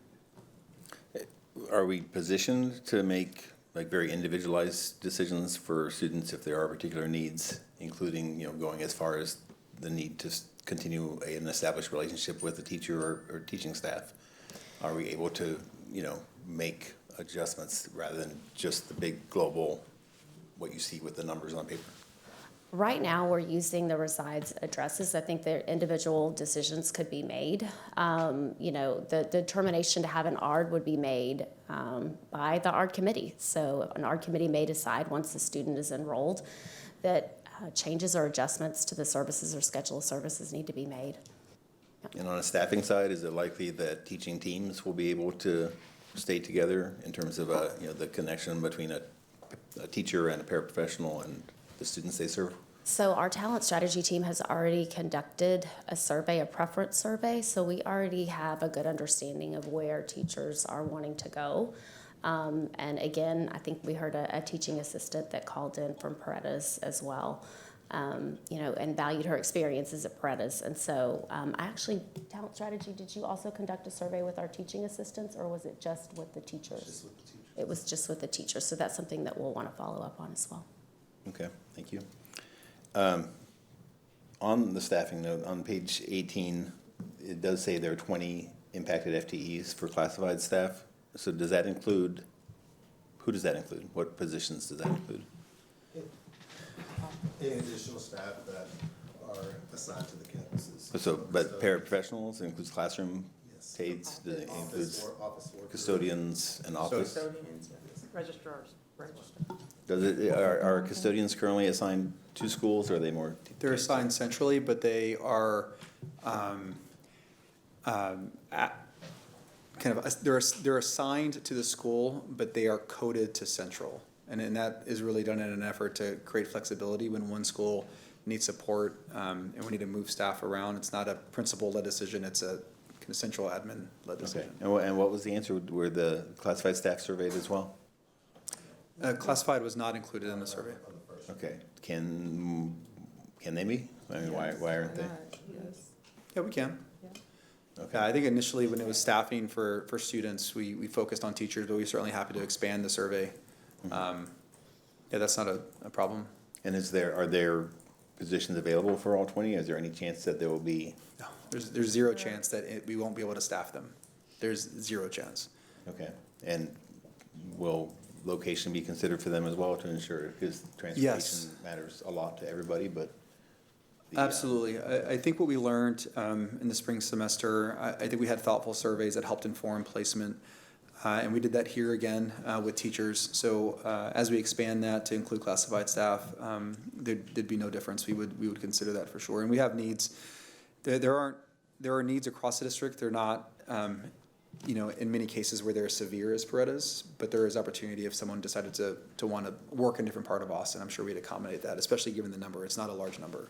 Okay. Does that apply to all staff? I mean, if we have a need for the teachers who are at Paredes currently to serve the students who are being displaced from Paredes, is there flexibility for staff, or are we assigning first to make sure that the students are being served? Or will staff have a chance to say, you know what, I've always wanted to teach at North Austin? So both, but they're prioritized. So you as Trustee Kaufman, if you were teaching, you could tell me that you would prefer to work here, but we are prioritizing Mendez and Bailey. The one thing that that allows us to, I think, kind of lean into that is the stipend being protected as they go to those two campuses. If a educator goes to a different campus that doesn't have a turnaround plan, that's a different conversation. But we did want to make sure that we prioritize both Mendez and Bailey clearly in the survey. So it was a prioritization between the two, and then it was after that. And on slide 18, it says survey takeaways, but it looks like the only takeaway on the slide is that 56 people completed it. When would we expect to know more about the details of? Yeah, so I was trying to get latest information. What I was intended to show was how many, that the vast majority wanted to work with the students at both Mendez and Bailey. So that was the intention. I failed to add that sub-bullet into that section as I was consolidating slides. Okay. But based on the initial response to the meetings and to the survey, we're not anticipating like a mass exodus of people who are? No. Okay. Yeah, and I did meet with staff the day that we communicated out. I will say that based on the conversations that I had, I think staff, once we talked about what this was and the why, there was I think some excitement about just bringing, again, it's Mendez, Paredes, and Bailey, about supporting Paredes students and kind of leaning into the work. So I was really encouraged and really grateful to our staff and our principals for taking the work on the way they did. So yeah, there will be no issues regarding placement. It very much appears by way of the survey that the vast majority want to go to both Mendez and Bailey, which is a net positive. And I'm also making sure that we work with the principals to prioritize placements, because one of the things that I want to be really honest about is sometimes if a individual has two options and one of them is a school that maybe historically has struggled, they may choose a different option. But I want to be really clear, like, we're prioritizing these two schools as we think about the move. After that, we can have the conversation. But I needed that to be clear, especially the stipend is going to be part of it. Okay. And then page 19 goes into dual language. I wanted to acknowledge that Paredes was in the first year of middle school dual language implementation. So that was where it all started, with sixth grade dual language. I also want to acknowledge that over the years, staffing for the program at Paredes has been a barrier to successful implementation, with not always having the bilingual teachers needed in the courses that students needed offered. So it's quite likely one of the contributing factors to long-term struggles at Paredes is staffing, right, particularly around dual language. So I wanted to just ask, though, given where you're at currently, are we confident that dual language at Mendez will be fully staffed so it can get off on the right foot? Yeah, actually, the consolidation allowed us to fully staff the dual language program. We weren't going to be able to staff it for 8th grade. It was only going to go 6th and 7th. But when if we are able to consolidate the 8th grade dual language teacher from Paredes, we'll go to Mendez, and then we'll be able to run the program 6 through 8. Right, and we're confident that they'll come, that the teachers will go? Yes, we are. Okay, thank you. And then lastly, on page 20, we got a little confused about transportation on that slide. Just to be clear, on the first eligibility criteria, greater than 2-mile distance rule, what does that mean? I mean, I understand the 2-mile distance rule. What is happening with transportation? Yeah, so all that we're saying is that the existing policy that we provide transportation outside of 2 miles is going to be held consistent as we expand the attendance boundary. So right. And it covers all of the students going to Bailey, because every student going to Bailey is already 2 miles away from. Correct. School, okay. And it covers much of Mendez, but there are kids who live closer to Mendez that might be within the 2 miles? I think that's probably likely. I don't know exactly what that distance looks like, but we're just applying the exact same policy to the new attendance boundaries. Okay, and but hazardous conditions will be 100%. evaluated in case there's situations where students are now zoned across a, in a dangerous setting? Yeah, yes. Okay. Yes. Okay. Thank you. Trustees Foster and De Urioste, do you have any questions? All my questions have been asked. Thank you. Thank you. Trustee Foster? Yeah, I really appreciate the questions asked by my colleagues. I don't have any questions right now. Thank you. I have a few. I'm going to start with just Trustee Kaufman's point about hazardous conditions and flag that we might need to put that on as a vote at our information session, because school will have started by our voting meeting. And I just want to, in our next governance planning, just make sure that we have that conversation so we get that vote done when we need to get that vote done, to make sure that students who need transportation across a hazardous road have it. Thank you. A couple of questions. First, just want real clarity. We talked a little bit about the other campuses that were in a similar 3 UA situation or 4 UA situation, perhaps, could fall into that this year. And what I'm hearing is that you will not be bringing any more closure recommendations to us. Correct. And then, the other thing I heard is that you feel like we can give students what they need at all of those other campuses, that you really feel like we're well set up to support students at all of those other campuses. Correct. Yes. Okay. Thank you. I appreciate that. On the financial slide that you shared, there was a line for additional teachers and staff. Does that mean that those will be staffed at it? Thank you. And it's a significant number. Do we feel like those will be, is the plan to staff those campuses with a lower student-teacher ratio, so there's extra support?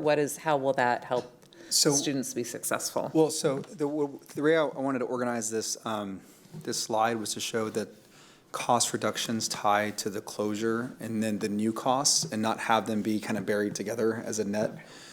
So what you're seeing here is, Paredes Middle School, the budget, how it would be reduced, and then the cost offset to staff, because other schools are going to receive staff. So they're going to follow the support and the turnaround plan. They will receive the TAP, so there are additional investments that we'll be making that are tied to the TAP, just like as we have before. So that's what it's intended to show. More supports, but I don't want to set the stage that we are going to kind of adjust significantly our current staffing plan that's already in place at TAPS. Thank you. That's helpful. I appreciate that. I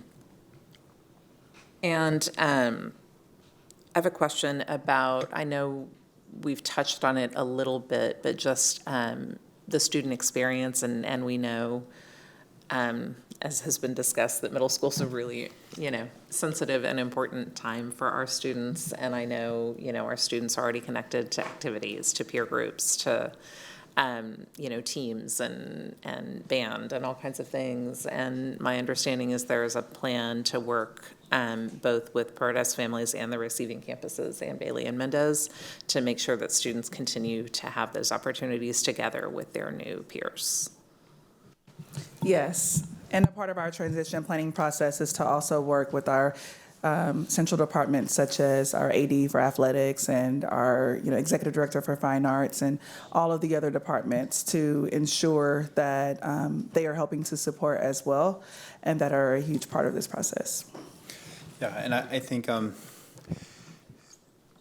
President Boswell, one thing I would offer is, we recognize this is a very different circumstance than all families thought they would find themselves in, and so we are going to be making every attempt to make adjustments. An example might be if there's an adjustment that we needed to make to kind of expand participation in one thing versus another, we are happy to do it so that we're inclusive of all students that want to participate. You know, so there may be some kind of tweaking along the way just to make sure that, you know, every student gets to experience the full complement of programming that is now going to be afforded based on the size of the school as well as what they were previously, you know, offered at the school they're leaving. Okay, thank you. I mean, I'm hearing you talk about, obviously, the academics are at the core of what we do, and I hear thoughtful planning about the other things that give students the full experience at our campuses. Sometimes for some students, that's the excitement that gets you to come to school, and it's what connects you to your peers so that you're set up to be successful academically. So I appreciate hearing that, and thank you for that plan. I want to go back to just the timing, and I know we've talked you know, really openly. I appreciate just the transparency and the acknowledgement that this is incredibly hard timing that we wouldn't choose. You know, this is a pretty extreme thing to do. And I hear all the reasons that you're bringing this recommendation to us. Really appreciate the transparency about the why in all of its many facets. And when we look at that, our MAP data and beginning of year, middle of year, that end of year data, as I understand it, that test is given after students have already taken the STAR. That wasn't even administered until post-STAR. That's right. Okay. And is that, help me understand, just looking ahead, because I know we've talked about how we make sure we don't get into this situation again, why that has to be given after the STAR, so it's not informing where we're headed. What's the reason for that timing? And is that something that would make a difference in a future year? If we don't have to do it that way, is that giving us the best information we need? Yeah, I think a short answer is that we are reviewing it because we will have a change in the state testing. So we will now give the state assessment 3 times a year. So it will allow us to make some adjustments and not give our own assessment in addition to the state assessment. Okay, that's helpful. Thank you. And then I want to just touch really quickly on the fact that we're not voting to close a campus in the same way we voted to close campuses in November, that we're voting to modify the turnaround plan to close the campus and reassign the students, and that it does require state approval. And so what is our plan if it's rejected, and what is our plan if we don't have an answer by the first day of school? We don't have an exact date by which the answers will come, but again, we did receive indication that they are aware of the timeline and that they will work to respond to us ahead of the first day of school. Okay, so we don't see a situation where we're doing all the work to move the students in accordance to our plan and get told no, and then, you know, on the 3rd day of school, we have to move everyone back to a building that we plan to close. No. Like, we think I can see a really chaotic scenario that I hope we don't have to even contemplate. I just want to understand kind of the message I received was very supportive. I think as soon as we submit it, I think we could probably just begin the communication with them. If there is anything that needs to be adjusted, which I doubt, that it will be communicated back to us very quickly. Okay, thank you. I appreciate that. And I know we're all looking for what's, you know, to support our students and give stability. So thank you. I appreciate that. I have a question similar to one that I had about our closures, that I really appreciate the thoughtful communication plan, the plan to call parents, the in-person, you know, kind of the big range. And we know we never reach everybody, no matter how we reach out. And especially because we have incoming 5th grade parents and people who move into the neighborhood. Is there a plan, I'm thinking about student safety on that first day of school, is there a plan to have someone there for students who are walkers to school, haven't gotten Yeah, Josh has Paredes. people who just show up? We'll have staff at all of our campuses that will be closed for this school year. So any of our consolidated campus, we will have staff there. So Paredes included. Okay, thank you. I appreciate that. Thank you. And then I just want to share appreciation for everyone in the Paredes community, for all of our staff who've been working hard, for all of our families who have chosen Paredes, for the students who are there. I had the chance to go on a field trip to UT with some of the Paredes students this spring.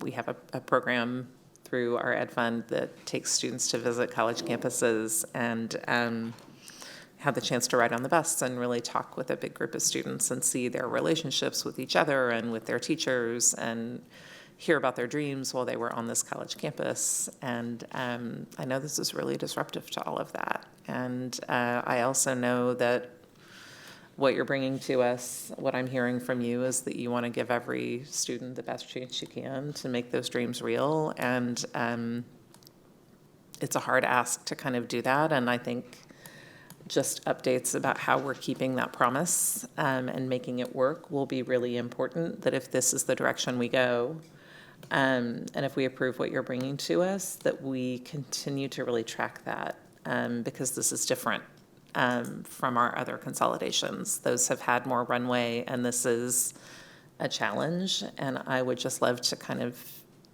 get some frequent updates for the board and the community about how it's going. Yeah. You know, if you have asked about more things that you need from us to help make it successful, just I hope that will be a continued, very public conversation that we have together, if this is the direction we go. I think President Boswell, we can absolutely commit to that, not unlike how we provided updates to our trustees and community regarding the transition plans, when GA Kambatra and others were here presenting kind of how things progressed, whether it was enrollment or the plans or staffing. So we can commit to doing something similar as we move into the fall semester. Happy to do it. Thank you. I appreciate that. Trustees, any further questions?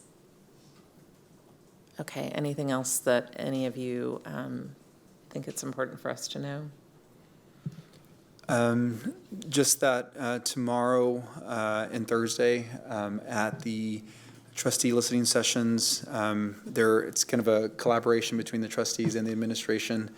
So we'll have supports there to answer any questions, but really looking for input from our community as we move through this process. And I can promise that whatever we hear, we'll review, assess, and figure out how we can make the plan better as we move forward with the implementation if it is approved. Okay, thank you. I appreciate that. Thank you all so much for the work, and thank you to everyone in our district.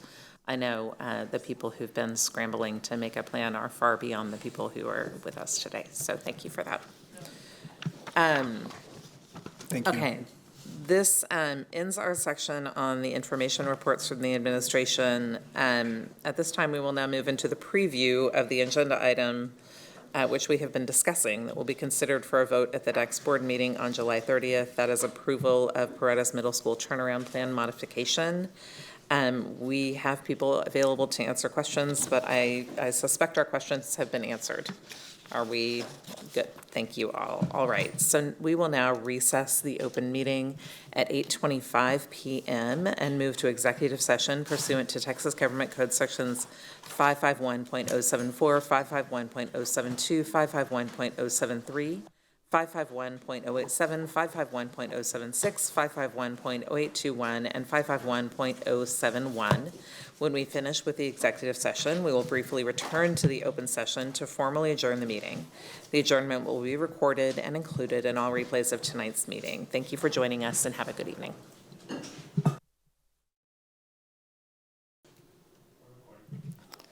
We will now reconvene the open meeting at 9:53 p.m. Do I have a motion to adjourn the meeting? So moved. The meeting is adjourned at 9:53 p.m.